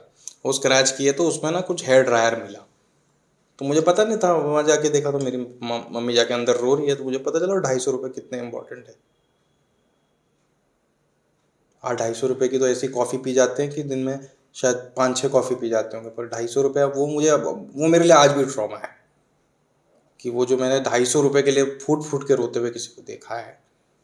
तो मुझे लगता है कि बहुत पेनफुल होता है एक जर्नी, और वो ट्रॉमा है। आज भी मैं जब सोता हूँ, मेरी उम्र 31 साल हो गई है, एक भी रात ऐसी नहीं बीती हो कि मुझे वो दृश्य याद नहीं आता। तो ये गहरे छाप भी छोड़ता है बचपन के बिल्कुल बच्चों छोड़ता को। है, और वही आपको शेप करता है। आप जैसा झेलते हो, आप बचपन में बहुत पिटे हो, आप बहुत ढीठ बन जाते हो बड़े होके। आप बहुत पैम्पर्ड हो तो आप बहुत इनसिक्योर और बहुत डरपोक बन जाते हो। तो मुझे लगता है आपके जो भी एक्सपीरियंसेस रहे हैं वो आपको शेप करते हैं। और मुझे लगता है आज मैं जो भी हूँ वो मेरे एक्सपीरियंसेस के वजह से हूँ। मैं किसी के अनुकंपा पे नहीं हूँ, ना मैं किसी बड़े खानदान में नहीं पैदा हुआ, मैं अपने एक्सपीरियंसेस से सीखा हूँ। बुरा हो अच्छा हो चाहे जो भी हो, मैं कोई इंसान परफेक्ट नहीं होता दुनिया में। गलतियाँ मैंने भी 50 की होंगी, गलतियाँ सब करते हैं, पर यह है कि एक बेहतर इंसान बनने की कोशिश हर दिन करनी चाहिए। ये नहीं कि अच्छा इंसान बनना है, वो एक कोई डेस्टिनी नहीं है, इट्स अ जर्नी। एक दिन का नहीं। एक दिन का नहीं है कि मैं एक अच्छा इंसान बनूंगा, नहीं, आप रोज बनिए, वो आप अपने आप बन जाएंगे। तो जो लोग डेस्टिनी के पीछे भाग रहे हैं ना, वो सफ़र को मिस कर रहे हैं। सफ़र ज़्यादा खूबसूरत होता है। तो मुकेश अंबानी बनना चाहते थे या दाऊद इब्राहिम? दोनों ही। कभी कभी लगता था ये बन जाए, कभी लगता था चीज़ें उस तरफ हो रही हैं तो वो बन जाए। लेकिन मुझे लगता है कि मुझे देर सवेर समझ में आ गया कि ये रास्ता ठीक नहीं है। या मुकेश अंबानी भी बनना हो तो उसके लिए धीरू भाई चाहिए ना, तो मेरे पापा तो धीरू भाई हैं नहीं। या मैं धीरू भाई बनने का सपना देखूं तो धीरू भाई बनना ज़्यादा आसान है, मुकेश अंबानी बनना मुश्किल है, क्योंकि उसके लिए आपको धीरू भाई चाहिए, और धीरू भाई तो सबको नहीं मिलेंगे। तो मुझे लगता है कि बहुत सारी चीज़ें स्लोली एंड ग्रेजुअली समझ में आएगा। और स्लम में ना बहुत कुछ होता भी है, अन्याय वन्याय बहुत होता है, फिल्मों की तरह बुलडोजर चल रहा है, स्लम तोड़े जा रहे हैं। तो खुन्नस नहीं आती कभी?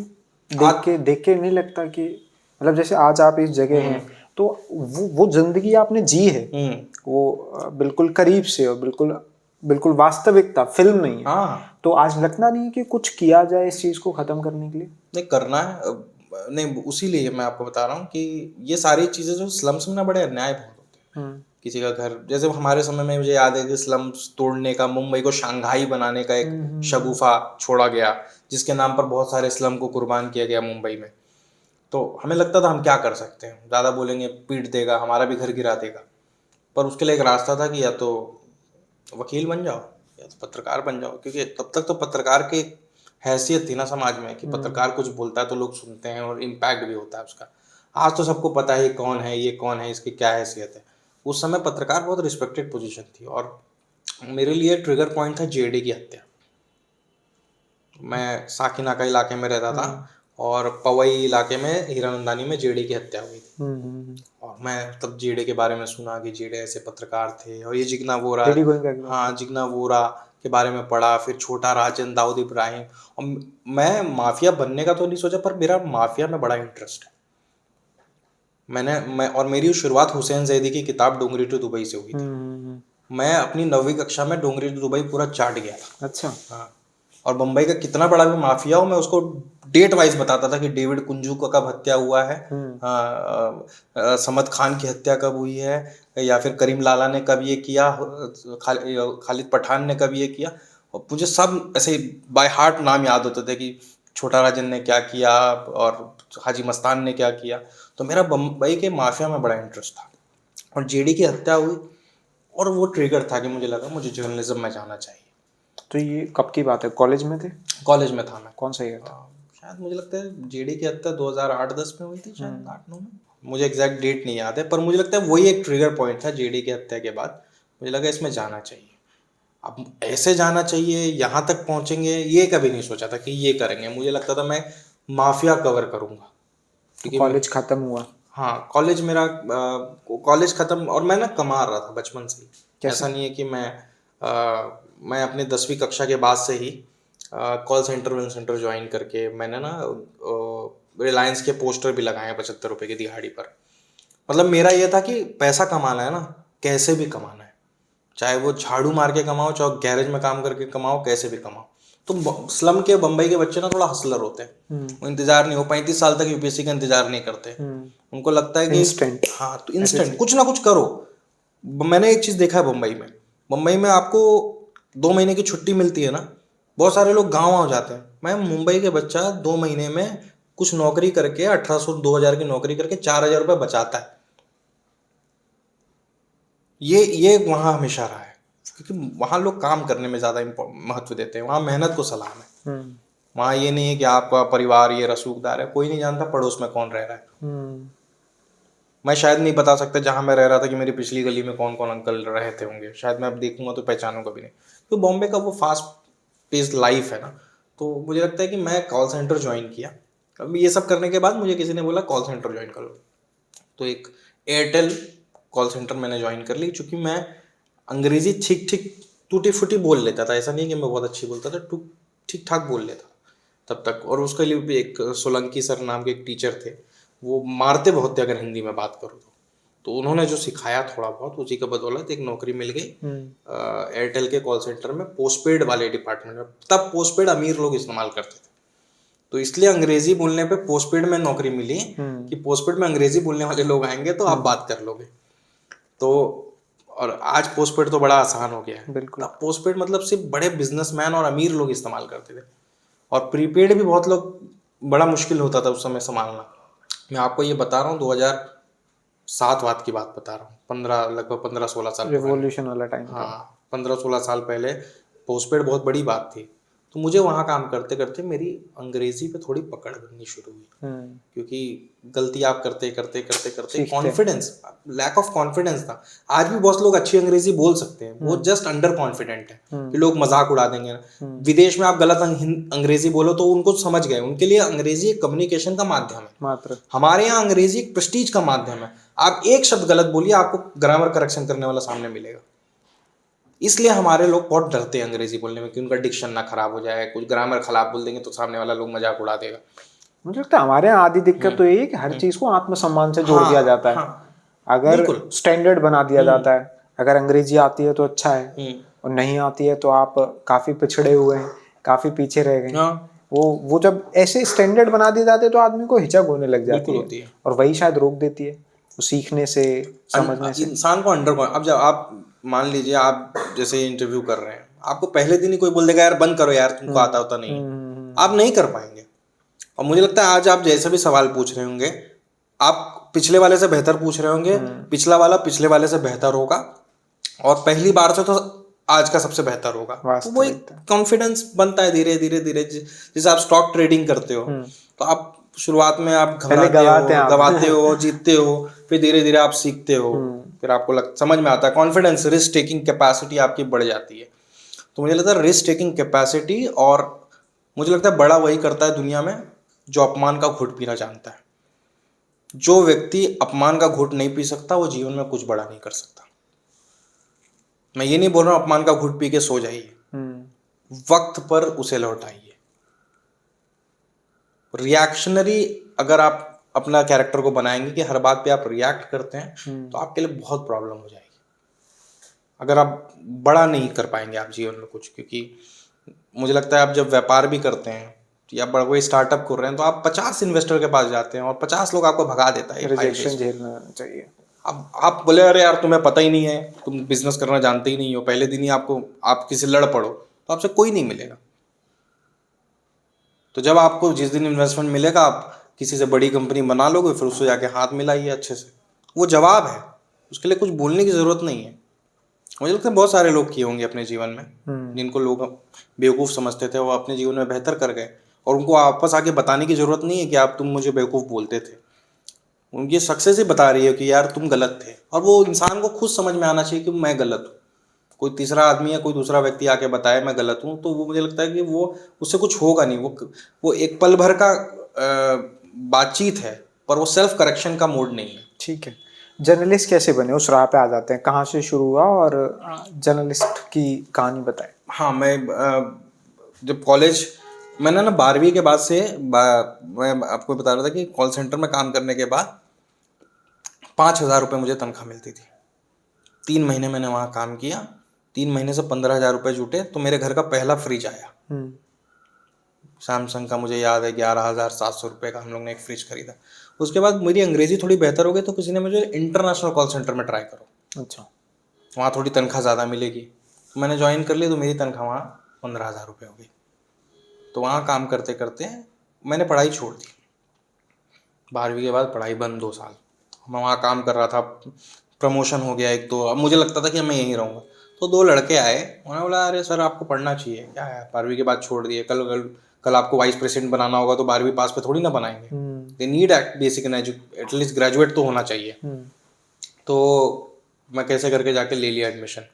मुझे मैथ्स नहीं पढ़ना था, तो मुझे जर्नलिज्म करना था, क्योंकि जर्नलिज्म में आपको मैथ्स नहीं पढ़ना है और आप बहुत सारे पॉइंट ऑफ व्यूज़ लिख कर भी मार्क्स स्कोर कर सकते हो। तो मैंने एडमिशन ले लिया जाके, और मैं काम भी करता था रात को 8 से सुबह 5 बजे तक ऑफिस, 7 बजे कॉलेज, 12 बजे कॉलेज छूटा, 1 बजे घर पे, फिर सो के 6 बजे उठता था, फिर ऑफिस 8 बजे। ये मेरा टाइम टेबल था। 3 साल तक चला और मार्क्स अच्छे स्कोर हुए। फिर मुझे किसी ने, मेरे बड़े भाई हैं अश्विन, उन्होंने बोला कि यार ये सब करके कोई फ़ायदा वायदा नहीं है, तो आईएमसी जा। तो बोला आईएमसी जाके क्या होगा। तब तक मुझे आईएमसी के बारे में पता नहीं था। मुझे बताया रवीश कुमार आईएमसी से पढ़ा है। ये भी भ्रम है। ये भी भ्रम है, गलत है। मैं आपके दर्शकों को बता दूं, वो ये फर्स्ट टर्म में छोड़ के चले गए थे। लेकिन हालांकि बहुत सारे अच्छे अच्छे लोग भी पढ़े हैं और बहुत सारे घटिया लोग भी वहाँ से पढ़े हैं। तो ऐसा नहीं है कि बहुत बड़ा इंस्टीट्यूट है वहाँ। कल जीत करके अपने माँ बाप से फॉर्म मत भरवा लीजिएगा। पढ़ने के पढ़ना और पढ़ के अच्छा इंग्लिश ऑनर्स, हिंदी ऑनर्स भी करके आप जर्नलिस्ट बन सकते हो। ये गलत है कि जर्नलिज्म इंस्टीट्यूट में जाके आप बन सकते हो। तो मैं वहाँ फॉर्म वॉर्म भरा, एडमिशन हुआ, निकल गया रिजल्ट, नाम आ गया। और जिसने मेरा ज़बरदस्ती भरवाया था, मेरा एक दोस्त है, उसका नहीं हुआ, मेरा हो गया। अच्छा, हालांकि मैं बहुत कन्विंस नहीं था भरने के लिए। कहते हैं बहुत टफ है आईएमसी में एडमिशन लेना। टफ नहीं है, मुझे लगता है कि ठीक है। मतलब मुझे लगता है एक नॉर्मल एडमिशन से 10% टफ होगा। ऐसा नहीं है कि बहुत बड़ा टफ है, बहुत बड़ा हुआ है। हर साल आईएमसी से 400-500 निकलते हैं। आप 5 नाम बताइए जो मार्केट में बड़ा करते हैं। इंस्टीट्यूट बड़ा नहीं होता। रवीश कुमार तो वहाँ नहीं पढ़े, पुण्य प्रसून वाजपेयी तो वहाँ से नहीं पढ़े। बड़े बड़े जर्नलिस्टों की मैं बात कर रहा हूँ। उर्मिलेश तो वहाँ से नहीं पढ़े हैं, दिबांग तो वहाँ से नहीं पढ़े हैं। तो ये गलत फहमी है कि कोई इंस्टीट्यूट पत्रकार बनाता है। इंस्टीट्यूट आपको स्किल सिखाता है। वो तो आप बिना पढ़े किसी न्यूज़ रूम में 2 साल काम कर लीजिए, आप स्किल सीख लेंगे। मुझे लगता है आपका जो एथिक्स होता है जर्नलिज्म में, वो आपको बड़ा बनाता है।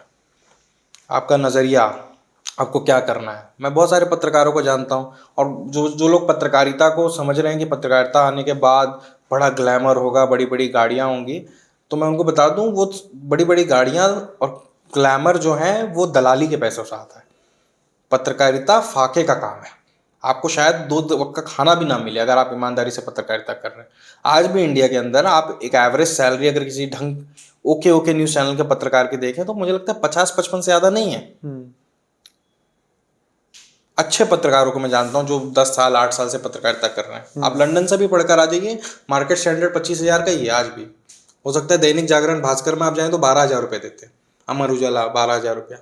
इसलिए मैं बोलता हूँ कि पत्रकारिता संस्थान जो है खुद अपने आप में एक अत्याचार की फैक्ट्री है। तो आप कैसे उनसे उम्मीद कर रहे हो कि वो कल मिनिमम वेज पर बात करेंगे या किसी मजदूर की बात करेंगे? वो खुद मिनिमम वेज फॉलो नहीं कर रहे। वो खुद वहाँ 8 घंटे की शिफ्ट का 11 घंटा काम करवा रहे हैं, लेकिन उसको ओवर टाइम नहीं दे रहे हैं। यही लोग अगर विदेश में होंगे, वहाँ आप 1 घंटा एक्स्ट्रा काम नहीं करा सकते किसी से, बिकॉज वहाँ तो आर्ली पे रेट है ना। तो मुझे लगता है कि पत्रकारिता को लोगों को समझना चाहिए कि, और मुझे लोग कभी कभी बोले बायस हो, बिल्कुल हूँ मैं बायस। बायस होना कोई बुरी बात नहीं, और आप अनबायस हो भी नहीं सकते। ये झूठ, वो व्यक्ति झूठ बोलता है जो कहता है कि मैं अनबायस्ड हूँ। आप बायस बनिए, लेकिन बायस किसके लिए बनिए? जनता के लिए बनिए। प्रो पीपल बायसनेस सबसे अच्छा अनबायसनेस है।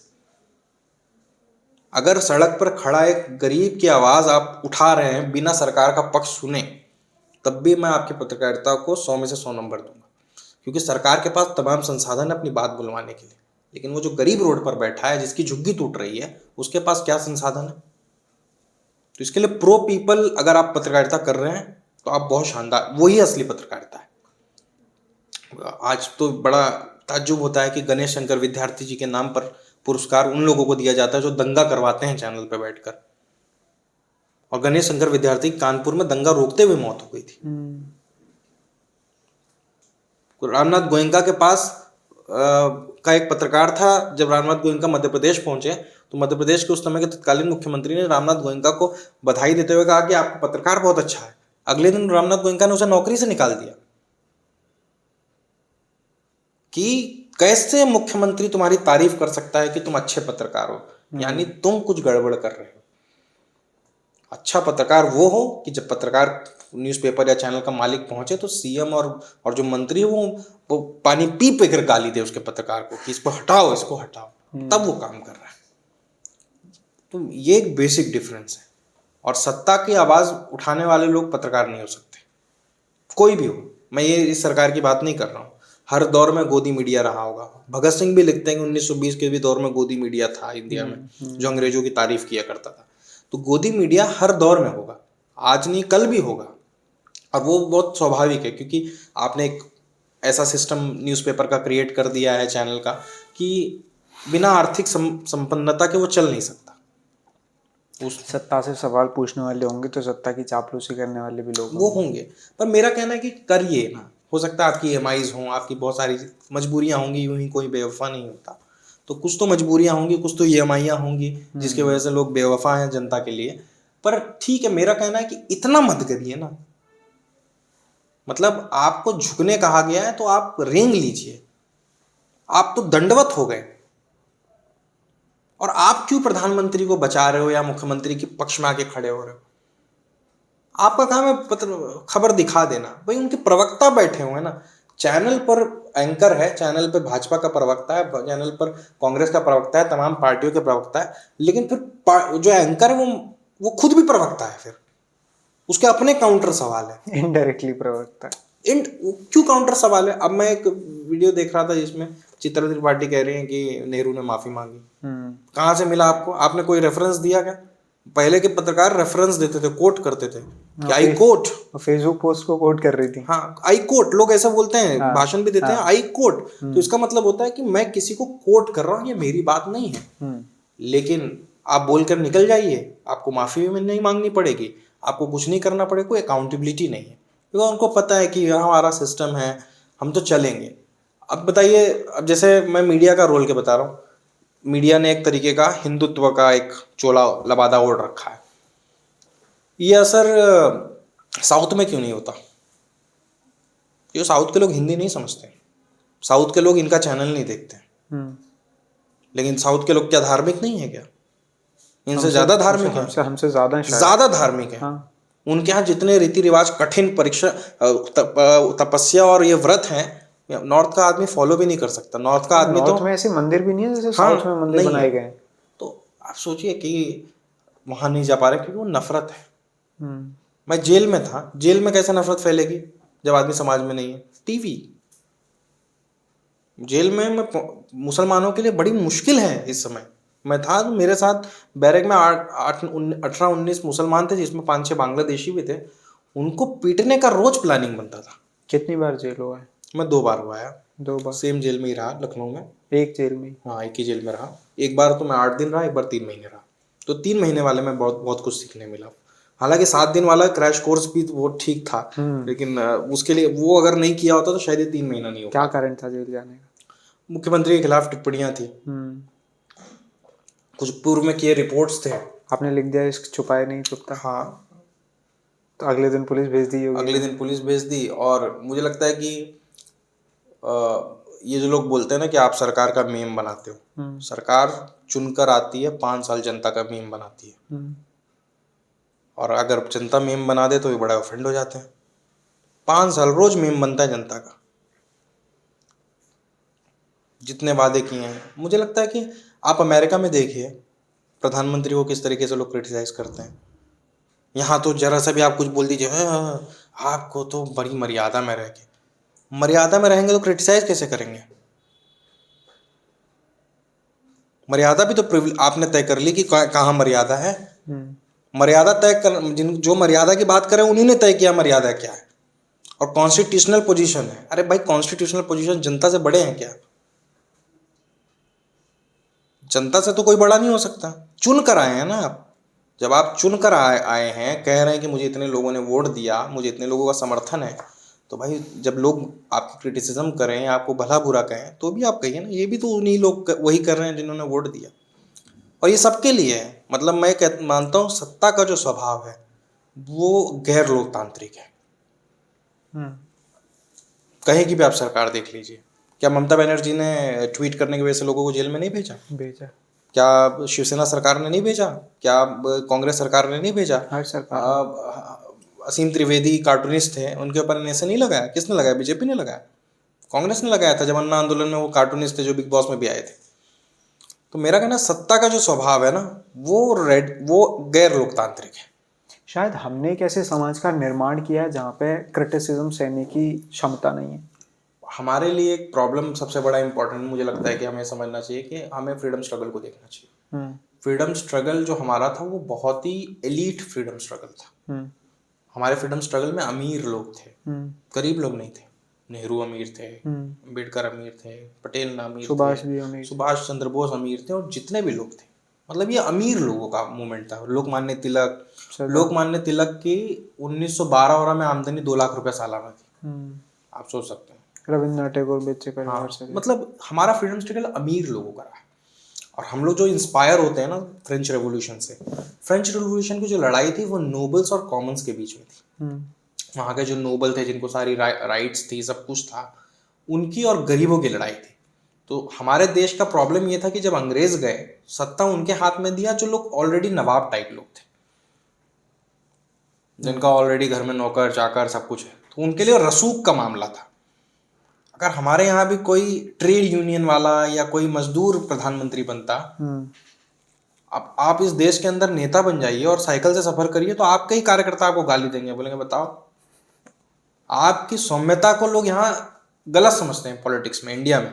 तो 2 बार जेल हो के जा चुके हैं। पहला कारण था योगी आदित्यनाथ पे टिप्पणी है, और दूसरा कि राम मंदिर और राष्ट्रपति को लेकर आपने कुछ कहा। कई बार होता है कि शायद कभी सरकारें, मतलब मैं अगर जो आपके विपक्ष में बोलते हैं मैं उनका पक्ष रखूं तो वो ये है कि शायद भाषा अमर्यादित हो जाती है।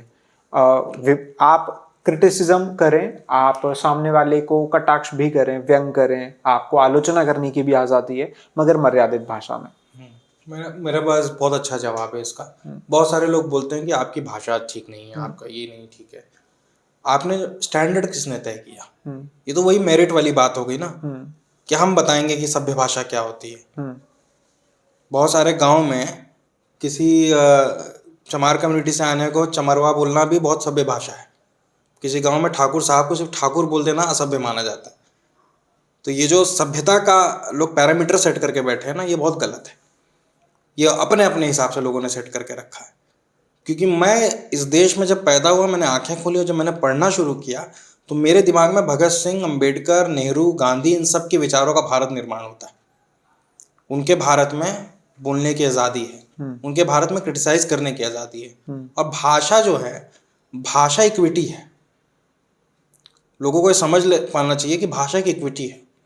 आप किसी उर्दू में बात करने वाले व्यक्ति को गलत उर्दू में क्रिटिसाइज कर दीजिए तो आपको कहेगा कि ये तो इनकी तो भाषा ठीक नहीं है। भाई अगर वो उसकी भाषा है ही नहीं, या उसकी भाषा में महारत नहीं हासिल है, वो हिंदी साहित्य का छात्र नहीं है, तो वो अपने बोल चाल की भाषा में तो क्रिटिसाइज करेगा ना। आप क्या उसको चाहते हो कि वो व्याकरण लेकर बैठे क्रिटिसाइज करने के लिए? मैं मुंबई में पैदा हुआ, मैं अपनी असली भाषा में क्रिटिसाइज करना शुरू करूंगा तो कोई बर्दाश्त नहीं कर पाएगा। मैं जो भाषा का इस्तेमाल करता हूँ वो प्रशांत कनौजा की सभ्य भाषा है। नहीं तो मैं मुंबई की भाषा में अगर क्रिटिसाइज करने लगूं तो ये नहीं, एक लाइन नहीं बर्दाश्त कर पाएंगे। इनको समझना चाहिए कि लैंग्वेज एक इक्विटी है और वो सबके पास नहीं होती है। जैसे संस्कृत है, हर कोई संस्कृत नहीं पढ़ सकता ना। आप गलत संस्कृत बोलिए तो कहेंगे कि आपका तो सभ्यता ही नहीं है आपके अंदर किस तरीके से। तो भाषा सीखना एक एक मुझे लगता है एक पारिवारिक इक्विटी है, बहुत आसानी से नहीं प्राप्त होती सबको। तो बहुत सारे लोग हिंदी ठीक से नहीं। अब जैसे मुझे याद है उनका, कांग्रेस के एक बड़े नेता थे जिन्होंने मोदी को नीच कहा था, मणिशंकर अय्यर। अब मणिशंकर अय्यर ने कहा था मोदी सो लो। अब उसके दिमाग में लो का ट्रांसलेशन हिंदी में नीच है। अब वो चला दिया भाई मोदी को जी नीच का। भाई उसकी फर्स्ट लैंग्वेज हिंदी नहीं है, मेरी फर्स्ट लैंग्वेज हिंदी नहीं है। बहुत सारे लोगों की फर्स्ट लैंग्वेज इंग्लिश नहीं हो सकती, किसी की मराठी नहीं हो सकती। तो जाहिर सी बात है मैं अपनी बोलचाल की भाषा में क्रिटिसाइज करता हूँ। मुझे लगता है कि राष्ट्रपति इतना बड़ा पद है कि उसे क्रिटिसाइज नहीं किया जा सकता, तो फिर ये भी बोलना बंद करना पड़ेगा कि हम लोकतांत्रिक देश में रह रहे हैं। मैं तो क्रिटिसाइज करूंगा राष्ट्रपति को, मैं तो कह रहा हूँ फिर जेल डाल दीजिए, आप एक काम करिए, सजा दे दीजिए, फांसी की सजा दे दीजिए। लेकिन अगर मुझे राष्ट्रपति आकर कहेंगे कि एक कोर्ट के फैसले के ऊपर समर्थन करेंगे और एक पॉलिटिकल बयान देंगे, तो राष्ट्रपति का क्रिटिसिज्म होना ही चाहिए। और मुझे लगता है कि क्या जरूरत है राष्ट्रपति। लोग कहते हैं शॉर्टकट है फेमस होने का। शॉर्टकट है फेमस तो आप भी होइए, जेल जाके आ जाइए, 3 महीना रहकर आइए जेल, सबको पता चलेगा शॉर्टकट है कि नहीं, कि लॉन्ग कट है। और शॉर्टकट क्या होता है? हम क्या करें? आपसे लड़ने के लिए क्या करें? आपसे सवाल ना पूछें, क्या करें आप? और फेमस होना है कि क्या मैं बिग बॉस में जा रहा हूँ क्या फेमस होके? कि ये शॉर्टकट था कि मैं फेमस होके बिग बॉस चला गया, या शॉर्टकट है कि मैं उसको फेमस करके मैं स्प्लिट्स विला में बैठा हुआ हूँ? मैं तो आप बहुत कम पत्रकार हैं देश में, और आप उन पत्रकारों में से आते हैं जब इनकी गिरफ्तारी हुई तो बड़े बड़े लोग मैदान में उतरे, ट्विटर पर आपका नाम ट्रेंड हुआ और कई संस्थानों ने आगे आके समर्थन दिया और आपके सपोर्ट में खड़े हुए हो। और एक कहते हैं कि वैसे तो कई छोटे छोटे शहरों में कई ऐसी घटनाएं पत्रकारों के साथ हो जाती है, मगर सब साथ नहीं आ पाते। मगर प्रशांत कनौजिया एक ऐसा नाम बना जिसके लिए सब लोग एक साथ खड़े थे। कैसे हुआ ये सब? देखिए, मतलब आप थोड़ा वो पुलिस आने के सीन से ये तो खुशनसीबी है। मैं कहूँगा कि मेरा प्रिविलेज है कि मैं दिल्ली में बैठा हूँ। मेरी गिरफ्तारी पर पूरा विपक्ष एक हो गया, मायावती जी, अखिलेश यादव, राहुल गांधी, प्रियंका गांधी, शरद पवार, उमर अब्दुल्ला, महबूबा मुफ्ती, सब ने मेरे समर्थन में बयान दिया। और मुझे नहीं लगता शायद देश में कोई भी एक भी विपक्ष का नेता बचा होगा जिसने मेरे समर्थन में बात नहीं की। और पत्रकार में चाहे बड़े नाम हो, चाहे रवीश कुमार हो, राजदीप सरदेसाई हो, वो लोग सड़क पे उतरे मेरे लिए। पर मुझे लगता है कि ये मेरा प्रिविलेज था कि मैं दिल्ली में पत्रकारिता कर रहा हूँ। वो पवन जायसवाल के साथ नहीं हुआ। वही मेरा कहना हाँ, मेरा कहना है कि हमसे ज़्यादा, लाख गुना ज़्यादा रिस्क गांव में जो पत्रकारिता कर रहे हैं स्ट्रिंगर जो हैं वो लेते हैं। क्योंकि हम तो चलो मोदी योगी को क्रिटिसाइज करके घूम रहे हैं, उनको वो मोदी योगी को क्रिटिसाइज करेंगे तो कोई बात नहीं, वहाँ लोकल ठेकेदार भी है, शराब माफिया है, लोकल माफिया है, विधायक तो है, विधायक के 4 गुंडे हैं, घर जानते हैं, प्रॉपर जानते हैं, तो वो ज़्यादा खतरे में रहता है। और उसकी सुरक्षा के लिए कुछ भी नहीं है, आग लगा के मार दिया जाता है, रोज हत्या हो जाती है, कोई आरटीआई एक्टिविस्ट की हत्या हो जाती है, व्यापम में आपने देखा किस तरीके से हत्या हो। तो मुझे लगता है कि ये मेरा प्रिविलेज है जिसको लेकर मुझे बहुत प्राउड नहीं है। मैं बहुत दुखी हूँ कि काश ये प्रिविलेज सबको मिले, जितने भी, चाहे वो रुपेश को मिले जो लगभग 2 साल से जेल के अंदर है, या फिर वो सिद्दीक कप्पन को मिले जो 2 साल जेल में रहे। तो उस मामले में तो मैं मुझे लगता है कि मेरा दर्द भी बहुत छोटा था और मेरे पर मुझे ज़्यादा प्रिविलेज मिला, आउट ऑफ प्रपोर्शन। क्या प्रकरण था वो, और 3 महीने कैसे थे जेल में? जेल तो मेरे लिए पहली बात तो बड़ा अजीब एक्सपीरियंस था, क्योंकि मैं कोविड के टाइम जेल गया था। अच्छा। तो कोविड के यहाँ प्रॉब्लम ये था जेल में कि कोविड में आपको कोई मिल नहीं सकता। 3 महीने मैं अपने परिवार के किसी व्यक्ति से नहीं मिल पाया, ना वकील से मिल पाया, ना जेल से बाहर कोर्ट पे तारीख पर ले कोई मुलाकात नहीं थी? कोई मुलाकात नहीं। तो ये सबसे ज़्यादा पेनफुल था मेरे लिए। हालांकि चूंकि चूंकि मेरा दूसरी बार गया था तो मुझे बहुत सारी चीज़ें पता चल गई थी कि जेल में एक सर्वाइवल टेक्टिक होता है कि आपको ऐसे जेल में रहना है ताकि आप, क्योंकि मुझे याद है कि एक माफिया था जेल में, वो जेल के अंदर बैरक होती है, बैरक में वो आगे बैठता था, तो हाइट उसकी छोटी थी पर उत्तराखंड का था। तो मैंने पता किया क्या कर गया है, तो मालूम पड़ा कि गैंगस्टर एक्ट में आया है, 2-3 मर्डर है इसके ऊपर। तो ठीक है, तो ऐसे ही हम जेल में ना जनरली लोग बात करने लगते हैं। 1-2 दिन बाद सेटल होकर मैं भी बात करने लगा, तो मैंने उसको पूछा कि क्या करते हो, तो उसने अपनी कहानी बताई कि मैंने मर्डर कर दिया, मैं सुपारी लेता हूँ। उसने सीधा बोला कि आप मुझे पैसा देंगे तो हम मारेंगे ये वो। अच्छा, हाँ, जेल के अंदर हाँ, सब बता रहा है। तो मैंने बोला कि क्या करना है निकल के, तो बोला बाहर निकल के उमर खालिद और प्रशांत कनुजे को गोली मारेंगे। बाप रे, वास्तव में ऐसा हुआ? हाँ, उसको नहीं पता था कि तो वो मैंने जिससे बोला बात कर रहा है। मिले हो तुम इन लोग में से किसी को? तो बोला नहीं, उमर खालिद को तो नहीं मिला, प्रशांत कनुजे को भी नहीं मिला। तो मैंने बोला जान में जाना है, ठीक है, नहीं मिला हो तो मतलब ठीक है। हालांकि जेल में बड़े बड़े अपराधी भी मिले। अभी एक लखनऊ में जीवा महेश्वरी करके एक माफिया था जिसकी हत्या हुई लखनऊ कोर्ट में, गोली मार दी, वो भी था हमारे बैरक में। अच्छा। तो मैं उससे भी मिला, और लगभग मैं भी 2-3 जितने हत्या हुई है कोर्ट में वो सबको मैं जानता हूँ पर्सनली। हमने 3 महीने साथ बिताए हैं, रोटियां शेयर की हैं, एक दूसरे के नमकीन बिस्किट शेयर किए हैं। तो मुझे एक चीज़ समझ में आई जेल के अंदर कि मैं पहले दिन तो बहुत सोच रहा था कि मेरे साथ ऐसा क्यों, लेकिन फिर अंदर बहुत सारे ऐसे लोग मिले जो जो जिनका सवाल बड़ा था, क्योंकि मैं तो सिर्फ अरेस्ट हुआ था। मैं जेल में ऐसे बहुत सारे लोगों से मिला जो बेगुनाह होते हुए कन्विक्ट हुए, ज़मीन के मामले में या किसी भी मामले में। तो मुझे लगता है अगर ये लोग झेल सकते हैं तो हम क्यों नहीं झेल सकते। और जेल में एक चीज़ बड़ा होता है कि जेल में अगर आप बहुत बेचारा बन के जाएंगे तो आप बुली होंगे, बहुत अमीर बन के जाएंगे तो आपको लूटा जाएगा। तो जेल में या आप, तो उसके लिए वो एक मिडल पाथ लेना पड़ता है जिससे आप बुली भी ना हो और लूटे भी ना जाए। जेल में भी बाहुबली टाइप्स बन के, बाहुबली मतलब मैंने एक चीज़ तय की थी जेल में कि मैं पहले दिन से अपना ऑरा मेंटेन करने में कामयाब रहा। क्योंकि जब मैं घुसा जेल में तो जेल में ये चर्चा थी कि प्रशांत कनुजा जेल में आ रहे हैं। तो मैं जब पहुंचा तो मुझे 1-2 लोगों ने पहले सलाम किया, तो मुझे समझ में आ गया कि अच्छा है मामला, तो इसको ऑरा को बनाए रखा जाना चाहिए, वरना आपको लूटा जाएगा या पीटा जाएगा। तो मैं पहले दिन तो मुझे बड़ा सम्मान भी मिला, ऐसा भी नहीं कि मुझे कोई जेल के अंदर नाम से नहीं बुलाता था, सब पत्रकार साहब ही कहते थे, और सबसे मेरे बड़े अच्छे संबंध थे।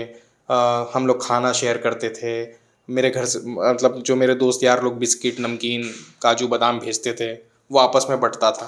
तो मुझे लगता है एक फैमिली जैसा हम रहे। काउंसलिंग भी करते थे बच्चे, मेरे बैरक में बच्चे भी होते थे 18-19 साल 20 साल के, और उनकी गलती क्या होती है ना, जेल के अंदर सबसे ज़्यादा आशिक हैं। अच्छा, हाँ, सबसे ज़्यादा आशिक हैं गांव में। बाहर भी आशिक हैं? हमारे बड़े आशिक हैं कि अगर लड़का लड़की रिलेशनशिप में है, माँ बाप ने पकड़ लिया तो लड़के के ऊपर 376 लगाया, अंदर भिजवा दिया जेल को। अब वो आशिक अंदर आके बैठा हुआ है, मैं एक कैदी की कहानी आपको सुनाता हूँ, बड़ा दिलचस्प है कि वो अंदर सोया रहता था और मेरे से बात नहीं करता था। और मेरा ना अपने बैरक में बड़ा वो था, रसूख था कि मेरा खाना कोई और लेकर आ रहा है और मेरा बड़ा सम्मान होता था। वो मेरे पास आता नहीं था, तो मैं हमेशा टेंशन में रहता, ये ऐसा क्यों पड़ा रहता है। तो एक दिन मैंने हिम्मत किया और उसके पास गया, बुलाया उसको, पूछा अच्छा क्या करते हो क्या नहीं करते हो। तो बोला मैं पढ़ता था लखनऊ में और मैं एक लड़की से शादी कर लिया भाग के, और उस लड़की और आके गाजियाबाद में रहने लगा। पुलिस हमको उठा लाई, हमको भेज दी यहाँ और लड़की को भेज दी नारी निकेतन में कि लड़की नाबालिग है या ऐसा कुछ आरोप लगाया उसके फैमिली वाले ने, तो किडनैपिंग का केस लगा के इसको अंदर भेज दिया। बोला तुम्हारे मम्मी पापा को बताइए। तो बोल रहा है उन्होंने भी हाथ खींच लिए कि हम लोग भी तुम्हारी कोई मदद नहीं करेंगे। तो मैंने बोला ठीक है, जब तक तुम नहीं हो मैं निकल के तुम्हें निकलवा दूंगा बाहर, तुम चिंता मत करना, बाकी तुम मेरे साथ रहना, तुम्हें कोई भी चीज़ की जरूरत होगी मेरे से ले लेना। ऐसे ही दिन चलता रहा। तो मैंने उसको कहा कि जेल में खाता होता है, अगर आप जेल में काम करना होता है आपको, अगर काम नहीं करना है तो एक पर्ची कटती है, 4,500 रुपये की पर्ची दे कटवा लो, उसके बाद आप काम मत करो, आप सिर्फ बैठो और गिनती कटाओ बस। दिन में गिनती होगी जाने के टाइम, जाने के बाद, और सुबह एक गिनती होती है, वो करवाओ बस, उसके अलावा कोई काम नहीं करना। तो ये जो लड़का था इसने क्या किया कि वो पर्ची नहीं कटवाई। अच्छा। पैसा मैं दे रहा था, मैंने बोला मैं दूंगा बेटा तुम्हारा पैसा, तुम काम मत करो, क्योंकि बहुत अच्छा लड़का था, बड़ा सम्मान से बात करता। बोला नहीं नहीं मैं कटवाऊंगा। तो मैं नहीं कटवाऊंगा। वो जाके खेत में मैं इसको काम पे लगवा दिया कहीं। तो हमें ना फ़ोन पर बात करने के लिए मिलता था 15 दिन में एक बार, 5 मिनट की बात होती थी फ़ोन पर। तो हम लोग को लाया जाता था फ़ोन पे बात कराने के लिए, एक चौकी होती थी वहाँ, तो वहाँ एक फ़ोन होता था, वहाँ हेडफोन लगाते थे, एक आदमी सुनता रहता था क्या बात हो रही है, पुलिस वाला। तो वहाँ वो मुझे मिलता था। तो वो मुझे मिलता था तो मैं ऐसे जेब से निकाल के 500 रुपया कभी देने की मैंने पहली बार उसको कोशिश की। तो बोला मैं नहीं चाहिए। तो बोला तो क्या चाहिए। तो बोला वो नारी निकेतन में है ना, उसको पास भिजवा दो। तो मैंने बोला ठीक है। तो मैंने सिपाही को बुलाया, 500 रुपये 1000 रुपये दिए, बोलो नारी निकेतन में दे देना। मतलब तुमको कुछ नहीं, हमको कुछ नहीं चाहिए। और मुझे वो 7-8 बार मिला और यही बात कहता था नारी निकेतन में पैसा पहुंचवा दो, मुझे 1 रुपया नहीं चाहिए, और खूब मेहनत करें। हालांकि निकल के मैंने उसके माँ बाप को समझाया तो वो आ गया बाहर, लेकिन एक से एक गजब आशिक जेल के अंदर आपको मिलेंगे। तो मेरे लिए तो बड़ा वो था कि मैं आज भी, मेरे लिए मैं अगर कोई आशिकी का एक जीता जागता सबूत है तो वो लड़का है। वो लड़का मेरे से 3 महीने तक हर हफ्ते मिलता रहा और सिर्फ एक ही बात करता था कि नारी निकेतन में कपड़े भेजवा दो, नारी निकेतन में बिस्किट भेजवा दो, नारी निकेतन में पैसे भेजवा दो। अब मुझे नहीं पता वो है कि नहीं है, पर जिन लोगों की भी मैं मदद कर पाया जेल में, जिन लोगों को भी आर्थिक रूप से मदद कर पाया है या जिस भी तरीके से प्रोटेक्ट भी करना पड़ता था, 1-2 बांग्लादेशी थे, उनको बहुत लोग बुली करते थे, तो उनको भी काफ़ी प्रोटेक्ट करना पड़ता था। तो मैंने आपके इंटरव्यू में सुना क्या 3rd डिग्री भी आपके हाँ, साथ 3rd डिग्री हुआ, 3rd डिग्री हुआ, इलेक्ट्रिक शॉक हुआ, ये 3 दांत मेरे तोड़े गए, आज भी तो हाँ आज भी नहीं है 3 दांत। कैसे? इलेक्ट्रिक शॉक लगाने से दांत में फ्रैक्चर हो गया। जब आपको कोई इलेक्ट्रिक शॉक दिया जाता है तो inner line thin line fracture हुआ, तो निकलने के बाद जब पेन होने लगा तो वो निकाला गया। और बाकी पिटाई उटाई तो बहुत नॉर्मल थी, वो सिर्फ पुलिस स्टेशन में हुई, जेल में नहीं होती पिटाई इस तरह की। जेल में आप कोई बड़ी गलती करो तब पिटाई होती है, बाकी पुलिस स्टेशन में वो सारे जितने भी उनके गुस्सा होता है वो सब निकाल लेते हैं। हालांकि मैं तो बोलता हूँ पुलिस वालों को भी कि भाई आप उतना ही करो जितना आप बर्दाश्त कर पाओ, क्योंकि वो तो तय है कि मतलब जिसने मेरे को 3rd डिग्री दिया था उसका नाम आज भी मेरे दीवार पे है। मैं आपके वीडियो के माध्यम से बोलता हूँ, उनका तो हिसाब मैं चुकता करूंगा एक दिन। बिना बात का कोई इंट्रोगेशन नहीं है, ऐसे ही सिर्फ मुख्यमंत्री को खुश करने के लिए। तो मैं बस देखना चाहता हूँ कितना खुश होते हैं मुख्यमंत्री। और मुख्यमंत्री कोई मुख्यमंत्री हो, चाहे ये हो चाहे इससे पहले वाले हों इसके बाद वाले हों, कोई लिखा के थोड़ी ना आया जीवन भर रहेगा। ये समय का चक्र है, आज किसी के पक्ष में कल किसी और के पक्ष में होगा। और जो ये मान के बैठे हैं ना कि ये ही जीवन भर रहेंगे, वो ये गलती छोड़ दें। मैंने तो ये कसम खाई थी। और जेल में 3 महीना सर्वाइव करने का पीछा मेरे लिए जो कारण था वो मेरे लिए जिसने मेरे को 3rd डिग्री दिया था उसके प्रति मेरा प्रतिशोध, ये भी बहुत काम देता है कभी कभी प्रतिशोध। और मैंने जेल में अपने बैरक में उसका नाम लिख रखा था। आपकी तो धाराएं भी ऐसी नहीं थी कि 3rd डिग्री, कोई धारा नहीं थी, आज भी कुछ नहीं हुआ। 5 साल इसको तो 5 साल हो गए, चार्जशीट नहीं फाइल हुई आज तक। ये बताता है ना कि चार्ज ही नहीं है तो क्या शीट फाइल करोगे आप। बस केस चला रहे हैं। मैं लंदन स्कूल ऑफ इकोनॉमिक्स जा रहा था पढ़ने, मेरा एडमिशन ऑलमोस्ट फाइनल हो गया था, मेरा पासपोर्ट नहीं दे रहे हैं। अरे मैं लंदन जाके रहूंगा, मैं लड़ूंगा भाई तुम्हारे खिलाफ यहाँ जीवन भर रह के। क्या मैं सोच रहा हूँ मैं लंदन जाके भाग जाऊंगा, असाइलम ले लूंगा? मैं असाइलम नहीं लूंगा। असाइलम लेना होता तो पहले ले लेता, पर मुझे लड़ना है तो मैं सिर्फ चाहता था मैं एक अच्छा एजुकेशन लूँ, लंदन स्कूल ऑफ इकोनॉमिक्स जाके पढ़ता, इकोनॉमिक्स के बारे में पढ़ता, तो आके कंट्रीब्यूट ही करता ना देश को। लेकिन ये लोग नहीं चाहते कि देश के लोग बाहर जाएं, ये पढ़े लिखे आए, क्योंकि इनका पढ़ाई लिखाई से बड़ा वो है, प्रॉब्लम है कि ऐसे कैसे पढ़ लोगे, क्योंकि लंदन जाके पढ़ने में आपको ग्लोबल पॉइंट ऑफ व्यू मिलेगा, और ग्लोबल पॉइंट ऑफ व्यू बड़ा होता है ना कि आपका ये नॉर्थ बेल्ट का पॉइंट ऑफ व्यू से, ये पूरा काउ बेल्ट की पॉइंट ऑफ व्यू पे चलाना चाहते हैं। ये बोल रहे साड़ी इंडियन कॉस्ट्यूम है, साड़ी इंडियन कॉस्ट्यूम नहीं है। Sari is among one of the costume in India, it is not a Indian costume. वो बहुत सारे कॉस्ट्यूमों में एक कॉस्ट्यूम है। नॉर्थ ईस्टर्न लड़की औरतें नहीं पहनती हैं साड़ियाँ, पंजाब की औरतें नहीं पहनती हैं साड़ियाँ, तो क्या वो इंडियन नहीं है? तो ये जो इंडियन का जो बात करते हैं ना, इंडियन नहीं है। अब यही मेरे को बोलते हैं आप मेरे को घर पे बुलाइए और कहिए मैं आपको शुद्ध भारतीय व्यंजन खिलाऊंगा जिसमें सिर्फ भारतीय इंग्रेडिएंट्स हों। आप मुझे एक भी ऐसा इंग्रेडिएंट बता दीजिए जो शुद्ध रूप से भारतीय है, और उसी को आप खाना बना के खिला सकते हैं। आपका आलू बाहर से आया, आपका टमाटर बाहर से आया, आपकी मिर्ची बाहर से आई, इलायची बाहर से आई, लौंग बाहर से आया। ये दिन भर पाकिस्तान को गाली देते हैं, संबित पात्रा है, ये सारे टीवी पे बैठकर पाकिस्तान को गाली देते हैं। क्या ये व्रत नहीं रखते? व्रत में कौन सा नमक खाते हैं? ये सेंधा नमक खाते हैं, पिंक सॉल्ट खाते हैं। और पूरी दुनिया में पिंक सॉल्ट जो सबसे ज्यादा मिलता है वो पाकिस्तान में ही मिलता है, भारत में कोई पिंक सॉल्ट नहीं मिलता। तो इनके रगों में क्या पाकिस्तान का खून है क्या?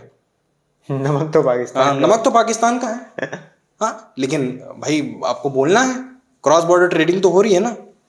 प्याज आपका बाहर से आया, आलू तो आपको पुर्तगाल से आया, टमाटर आपका स्पेन से आया, तो आप क्या खा रहे हो ऐसा? तो जो इंडियन चिल्लाते हैं ना, इंडिया एक भावना है, राष्ट्रवाद एक भावना है। राष्ट्रवाद कोई ये नहीं है। अब कोई आपको कहे आप अपनी माँ से प्रेम नहीं करते, अब जैसे कोई किसी को आप पकड़ लीजिए, कहिए क्या तुम अपनी माँ से प्रेम करते हो? बोलेगा हाँ करता हूँ। करके दिखाओ, माँ से प्रेम करके दिखाओ, क्या करोगे आप? वो एहसास है, देशभक्ति एहसास है।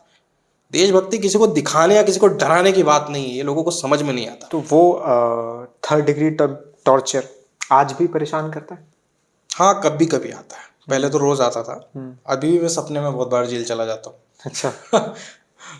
कि ऐसा लगता है कि जेल में सो रहा हूँ ना, आँख खुलती तो अपना घर नजर आता है। तो वो एक देखिए नाइटमेयर तो है मेरे लिए, कि जिस तरीके से उन्होंने किया वो किसी भी तरीके से ठीक बात नहीं था।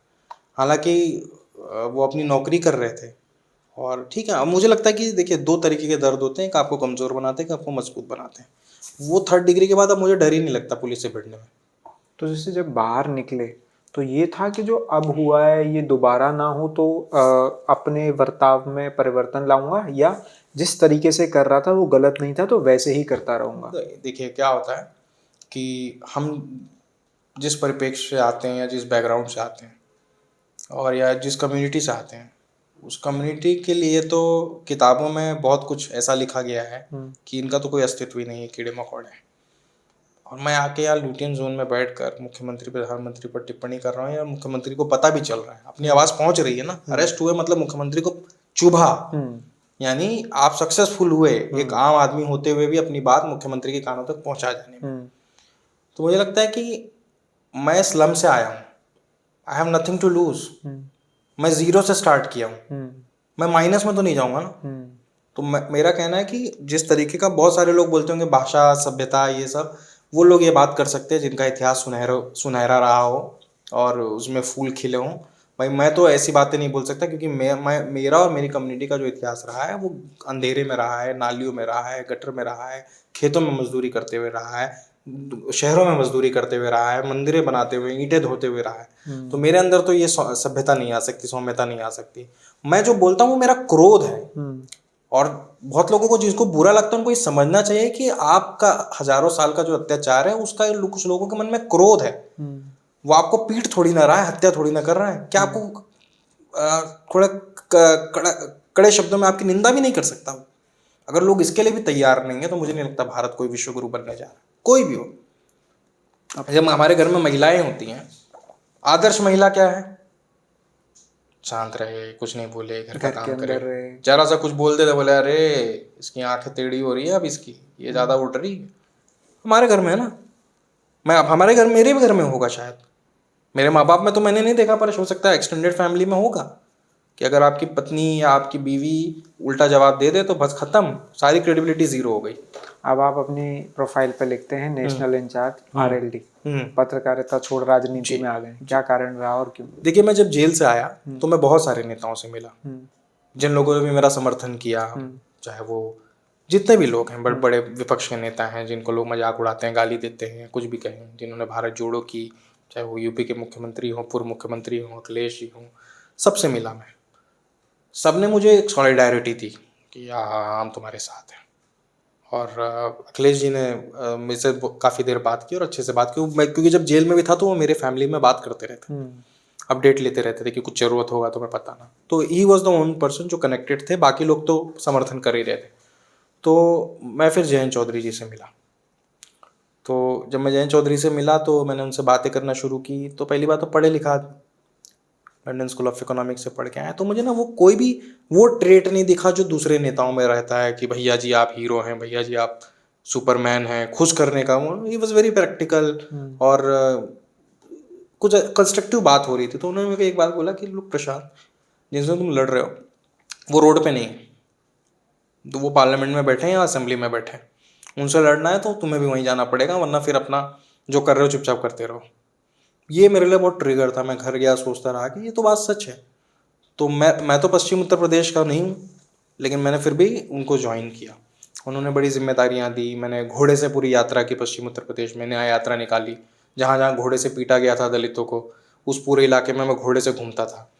तो वो एक रेजिस्टेंस का एक बड़ा, मथुरा भी आया मैं, आगरा भी गया मैं, उसके बाद हाथरस, शामली, बुलंदशहर, सिरकेमत, सहारनपुर, सब जगह गया, घोड़े से घूमा मैं, पूरे जगह यात्रा की। और उससे एक माहौल भी बना।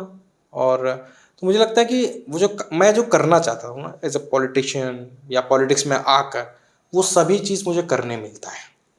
जहाँ मुझे बाकी जगह बहुत कन्विंस करना पड़ेगा, वहाँ मुझे लगता है Jayant Chaudhary and me are on same page on lot of things. ऐसा नहीं होगा कि हमारे में डिसएग्रीमेंट नहीं होंगे, बहुत सारी बातें होंगी, मुझे शायद एग्रीमेंट नहीं लगता होगा कि ये ठीक नहीं फैसला लिया है, या उनको भी लगता होगा मेरे बहुत सारे काम अच्छे नहीं हैं, लेकिन को एग्जिस्टेंस की पॉलिसी हर जगह चलती है। पर मुझे लगता है कि मेरा जो सोशल जस्टिस का आइडिया है, उस पर मुझे यहाँ ज़्यादा काम करने मिलता है। ये बनस्बत ये काम मुझे शायद कांग्रेस में नहीं मिलता या किसी अन्य पार्टियों में नहीं मिलता। मुझे बड़ा रेड टेपिज्म से गुजरना पड़ता। और पढ़ा लिखा लीडर के साथ ये फ़ायदा होता है कि आपको कोई अननेसेसरी ना ऑकवर्ड चीज़ें नहीं करनी पड़ती लीडर को खुश करने के लिए। तो ये कारण था। एक जैसे कि आप दलित बैकग्राउंड से आते हैं, तो मुझे ऐसा लगता है कि क्या मतलब मैं आपसे ही जानना चाहता हूँ कि क्या दलित अपने आप को हिंदुओं से अलग समझते हैं या अलग प्रोजेक्ट करने की कोशिश कर रहे हैं, और ऐसा है तो क्यों है? देखिए, पहली बात तो दलित कम्युनिटी हिंदू कम्युनिटी का हिस्सा थी ही नहीं कभी। ऐतिहासिक रूप से अगर देखा जाए तो हिंदू कम्युनिटी 4 वर्णों में बटी है, ब्राह्मण, क्षत्रिय, वैश्य, शूद्र। जो दलित हैं वो पंचवर्णीय है, वो चारों वर्ण में नहीं आते हैं। हिंदू धर्म के 4 वर्ण, 5वां वर्ण नहीं है, 6वां वर्ण नहीं है, तो 4 वर्ण में आते हैं, वही हिंदू की कैटेगरी में आते हैं। बाकी तो सब कोई कैटेगरी नहीं है बेसिकली। तो वो लोग आउटकास्टेड लोग हैं बेसिकली, गांव के बाहर रहने वाले लोग, कूड़ा कटकट खाने वाले लोग टाइप के लोग हैं। तो लोगों के समझना पड़ेगा। ठीक है, उसके बाद बहुत लोग की पॉलिटिक्स चेंज हुआ तो जाहिर सी बात है लोगों को इनग्रेन हो गया कि भाई हम भी इसी का पार्ट हैं, बिकॉज मेजोरिटी के पार्ट हैं। होली, दिवाली, सब तीज त्यौहार साथ में मनाने लग गए, धीरे धीरे उसमें चले गए। पर आप रिलीजियस के हिसाब से देखेंगे, रिलीजन की फिलॉसफी के हिसाब से, खास तौर पे जो हिंदुज़म की फिलॉसफी है, दलित उसमें नहीं आते। पॉलिटिकली आते हैं, रिलीजियसली नहीं आते। पॉलिटिकली बहुत सारा एक बड़ा तबका आता है। पर ये चीज़ समझना पड़ेगा, अम्बेडकर की राइटिंग है बहुत सारी इसके ऊपर। मुझे नहीं लगता कि मुझे लोगों को ज़्यादा समझाने की ज़रूरत है। बहुत सारे रिलीजन हैं। अगर रिलीजन की बात हो तो हर रिलीजन का कुछ फंडामेंटल्स होते हैं। इस्लाम के कुछ फंडामेंटल्स हैं, क्रिश्चियन के फंडामेंटल हैं, हिंदुज़म के फंडामेंटल 4 वर्ण हैं। जो चारों वर्ण, अगर वो वर्ण को आप हटा दें तो हिंदू रिलीजन और खूबसूरत हो जाता है, बिकॉज ये फ्रेगमेंटेड रिलीजन था। कोई पेड़ की पूजा कर रहा है, कोई नदी की पूजा कर रहा है, कोई किसी की भी पूजा कर रहा है। नेचर की, कुदरत की पूजा करते थे लोग। नदी को क्यों पूछते थे? इसलिए थोड़ी ना पूछते थे कि वो गंगा नदी है, शिव की जटाओं से निकली है, क्योंकि वो पानी देती है, वो जीवन का स्रोत है। लोग खेतों की पूजा करते हैं। मैं आज भी पश्चिम उत्तर प्रदेश में घूमता हूँ, आप खेतों में देखेंगे कि लोग अपना खेतों में एक तरीके का छोटा सा मंदिर बनाकर खेत की पूजा करते हैं। देवी देवताएं भी देवी वहाँ देवता पर के रूप में प्रधान। कुल देवता की पूजा करते हैं वो। एक बहुत अच्छा था कि बावड़ा हुआ इंसान पाथर पूजन जाए, घर की चकिया क्यों ना पीसे, जिसका पीसा खाए। तो जब घर की चकिया में भी तो पत्थर है, मंदिर में भी पत्थर है, घर की चकिया में भी पत्थर है, लेकिन मूर्ति आपको खाने नहीं देगी, लेकिन चकिया आपको रोज खाना दे रही है। तो क्यों वो भगवान क्यों नहीं हो सकती? तो लोगों का एक फंडामेंटल प्रॉब्लम है रिलीजन को लेकर। प्रॉब्लम है कि रिलीजन हमारे इंडिया में पढ़ते नहीं है लोग। तो आज जब कभी फॉर्म भरते हैं और वहाँ पे ऑप्शन हो रिलीजन का, हाँ, तो क्या लिखते हैं आप? मैं बुद्धिस्ट लिखता हूँ। बुद्धिस्ट लिखते हैं। क्या कारण है उसका? उसका कारण यह था कि मैं अम्बेडकर के उस बयान से बहुत कन्विंस था कि I was born Hindu and I will not die as Hindu. मेरा उन्होंने कारण, बौद्धिज्म को भी अपना लिया हाँ, था मतलब मैं ऐसा नहीं कि मैं प्रैक्टिसिंग बौद्धिस्ट हूँ, बाद। जस्ट मेरा अंतिम संस्कार अलग तरीके से उसके लिए मैंने उसको किया है। मेरा ईश्वर में वैसा कोई विश्वास नहीं है। मैं नहीं मानता ईश्वर इस धरती पे है। अगर होता तो वो, मतलब मेरे लगता है ईश्वर परफेक्ट चीज है। ईश्वर गलती कर नहीं सकता। पर ईश्वर, अगर मैं जब इस दुनिया को देखता हूँ तो मुझे गलतियां ही गलतियां नजर आती हैं। तो मुझे नहीं लगता ये ऐसा कोई व्यक्ति है जो दुनिया बना रहा है। अगर बना रहा है तो वो बहुत अच्छा नहीं बना रहा है और उसका काम ठीक नहीं है। उसको पीआईपी पे डालना पड़ेगा। आप इसीलिए ट्वीट भी कर देते हैं कि राम ने ऐसा क्या किया जिससे उन्हें जय श्री राम कहा जाए। हाँ बिल्कुल, मेरा कहना है अगर हमारे मोहल्ले में कोई अपनी पत्नी को अग्नि परीक्षा ले तो आप उसको अच्छा बोलेंगे क्या? नहीं बोलेंगे। बट कोई अपनी पत्नी के लिए रावण को भी मार के आ जाए। रावण को मार दिया, रावण को ठीक है, अच्छी बात है, अपने पत्नी के लिए रावण को मार दिया, लेकिन अपनी पत्नी का अग्नि परीक्षा लिया, अपनी पत्नी को गर्भ अवस्था में जंगल भेजा। मैं ये नहीं बोल रहा हूँ कि ये सच है, कुछ भी है, चाहे मैं मिथ्या के रूप में ही मान रहा हूँ, पर मुझे वो आइडियल नजर नहीं आता। मुझे राम के दो पात्र नजर आते हैं। मुझे अयोध्या आने से पहले वाले राम ज्यादा जनप्रिय नजर आते हैं, जो शबरी की बेर भी खा लेते हैं, निषाद राज को गले भी लगा लेते हैं। बट आपको नहीं लगता है कि राजा होने के नाते ये मर्यादा है कि प्रजा की बात को प्रायोरिटी पे लिया जाए? नहीं, बिल्कुल नहीं है। क्यों? प्रजा की बात को प्रायोरिटी पर रखना होता तो कोई फ्यूडल सिस्टम चल ही नहीं पाता। आप जनता से उठकर पूछिए कि जनता राज होना चाहिए या राजा का राज होना चाहिए, सब बोलेंगे जनता का राज होना चाहिए। जनता के राज के आधार पर कोई भी फ्यूडल सिस्टम नहीं चल सकता। फ्यूडल सिस्टम चलता है एक व्यक्ति की सोच पर। अगर आप कहोगे मैं जनता की बात सुनता हूं, तो आप फिर राजा कैसे हुए? कल वही जनता बोलेगी आप राजपाट छोड़िए, तो आप छोड़ देंगे क्या? अपनी सहूलियत के हिसाब से जनता का राज चला रहे हैं क्या? बट प्रजा तो सर्वोपरि है ना। प्रजा सर्वोपरि लोकतंत्र में है। राजशाही में प्रजा सर्वोपरि नहीं है। राजशाही में किंग्स आर चूजन वन, मतलब भगवान ने पैदा करके जिनको धरती पे भेजा है तुम्हारा राजा बनाकर। वहां राजा के इंटरेस्ट की बात हो रही है, प्रजा के इंटरेस्ट का खेल नहीं है। प्रजा का इंटरेस्ट तो लोकतंत्र में है। यही तो फर्क है। लोकतंत्र को क्यों लोग राजशाही से बेहतर मानते हैं? कि हाँ, जनता की बात है, जनता की इंपॉर्टेंस है। कल अगर हमारे देश के 10,000 लोग को कोई किडनैप कर ले और कहे कि मोदी को देना पड़ेगा, तो मोदी को देना पड़ेगा। और मोदी जी खुद भी जाएंगे, क्योंकि 10,000 लोग ज्यादा इंपॉर्टेंट है प्रधानमंत्री के पद से। अगर फिरौती की बात हो तो मेरा कहना है कि कोई भी राजा हो, मैं इस राज्य की बात नहीं कर रहा हूँ, दुनिया में जितने भी फ्यूडल सिस्टम रहे होंगे वो कभी भी पब्लिक इंटरेस्ट का काम नहीं करते। वो राजा के इंटरेस्ट का काम था। राजा के इंटरेस्ट के लिए जनता मरेगी भी, राजा के इंटरेस्ट के लिए जनता, राजा का मूड हो रहा है, राजा जंग कर रहा है, उसके प्रजा मार खा रही है, जंग में मर रही है, तो मैं राजा को इसलिए बहुत इंपॉर्टेंट नहीं मानता। अब आपने पत्रकारिता छोड़ दी है, राजनीति में है, क्या मीडिया चौथा स्तंभ कहा जाता है लोकतंत्र का, कमजोर होते देख रहे हैं? मीडिया पर रहा नहीं चौथा स्तंभ। मुझे लगता है वो जगह कॉमेडियंस ने ले ली है। कॉमेडियंस चौथा स्तंभ है। मीडिया तो एक बांस के जैसे रूप में खड़ा है सपोर्ट के सिस्टम में, और उसके लिए मीडिया खुद भी जिम्मेदार है। ऐसा नहीं है कि कोई आया और उसने रातों रात मीडिया का चरित्र बदल दिया। मीडिया का जो रेवेन्यू मॉडल है वो मीडिया को मजबूर करता है इस मॉडल को फॉलो करना, और वो ये नहीं करेंगे तो उनका ऑफिस बंद हो जाएगा, उनका सिस्टम शट डाउन हो जाएगा। तो वो एक तरीके से अपने ट्रैप में फंस चुका है। ऐसा नहीं है कि कल मोदी जी हट जाएंगे तो कल गोदी मीडिया खत्म हो जाएगा, कोई आएगा तो नया चमत्कार हो जाएगा, फिर वो अपने गोदी मीडिया बनाएगा, और ये हर समय होता रहेगा। मुझे लगता है कि ये इसको जनता को स्वीकार कर लेना चाहिए कि अब भारत में कोई पत्रकारिता का स्वर्णिम युग नहीं आ रहा है। अब गोदी मीडिया आपको तरह तरह के फ्लेवर के मिलेंगे हर राज्य में। आपने कहा कि मीडिया की जगह कॉमेडियंस ने ले ली, मुझे लगा आप कहोगे कि मीडिया की जगह सोशल मीडिया ने ले ली। सोशल मीडिया तो है ही, लेकिन मुझे लगता है कि जितना एज ए इंस्टीट्यूशन, जिनको बहुत एक परफेक्ट स्पेस मिलता है बात करने के लिए, मतलब कॉमेडियन ज़्यादा अच्छे से क्रिटिसाइज करते हैं गवर्नमेंट्स को। सटायरिस्ट भी हैं। सटायर भी है, जाहिर सी बात है, सटायर और सबसे अच्छा आर्ट है। और मुझे लगता है कि बहुत पॉजिटिवली लेना चाहिए। और अगर मुझे लगता है कि आप अपने क्रिटिक को अगर नहीं बर्दाश्त कर सकते तो आप राजनीति के लिए बने ही नहीं किसी भी तरीके से। अगर कोई ये समझे ना कि मेरा कोई बुरा नहीं, और जितने भी फेलियर हैं मैं आपको बता दूं, विपक्ष का जो फेलियर है ना, जो आपको चुनाव में भी नजर आया, वो इसीलिए कि वो अपने क्रिटिक को अपने साथ नहीं रखते। विपक्ष को भी कह रहे विपक्ष को बात कर रहा हूँ, ये तो क्रिटिक लेके घूमते हैं। हैं। मोदी जी क्रिटिक लेकर घूमते हैं।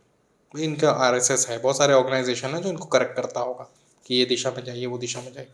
यहाँ वाले लोगों ने अपने नेता को पकड़ के रखा और कह रहा है कि आप बेस्ट हो। आखिरी सवाल ले लेते हैं, 2024 के चुनाव हैं लोकसभा के, क्या लग रहा है आपको? देखिए, अब जो भी मध्य प्रदेश और छत्तीसगढ़ का परिणाम आया है उसके बाद हो सकता है कि बहुत सारे लोग डिमोरलाइज हों, पर लोगों को ये नहीं भूलना चाहिए कि 2018 में भी यही परिणाम थे जिसमें विपक्ष पूरा जीता था।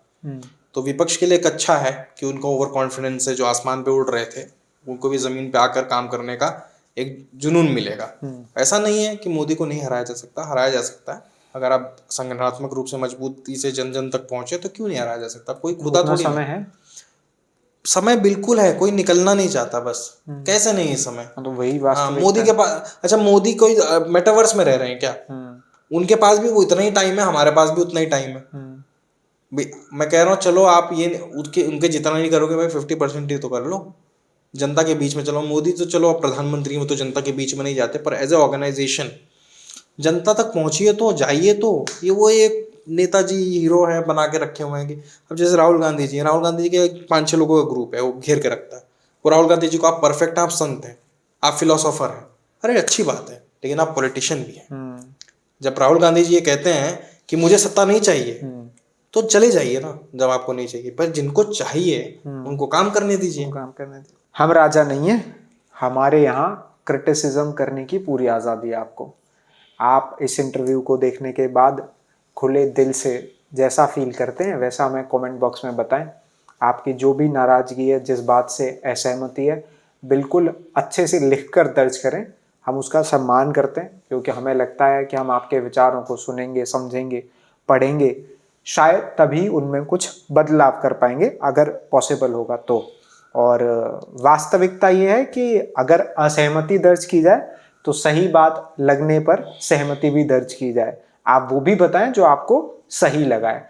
दोनों में जो भी आपकी असहमति सहमति जो भी है वो कमेंट बॉक्स में ज़रूर बताएं। और बहुत मेहनत लगती है ऐसी बात करके आप तक पहुंचाने में, तो चैनल को सब्सक्राइब कर दीजिए, वीडियो को शेयर कीजिए अपने ऐसे दोस्तों के साथ जो इस तरीके की बातचीत पसंद करते हैं। और जुड़े रहिए हमारे साथ अगले एपिसोड तक के लिए। धन्यवाद।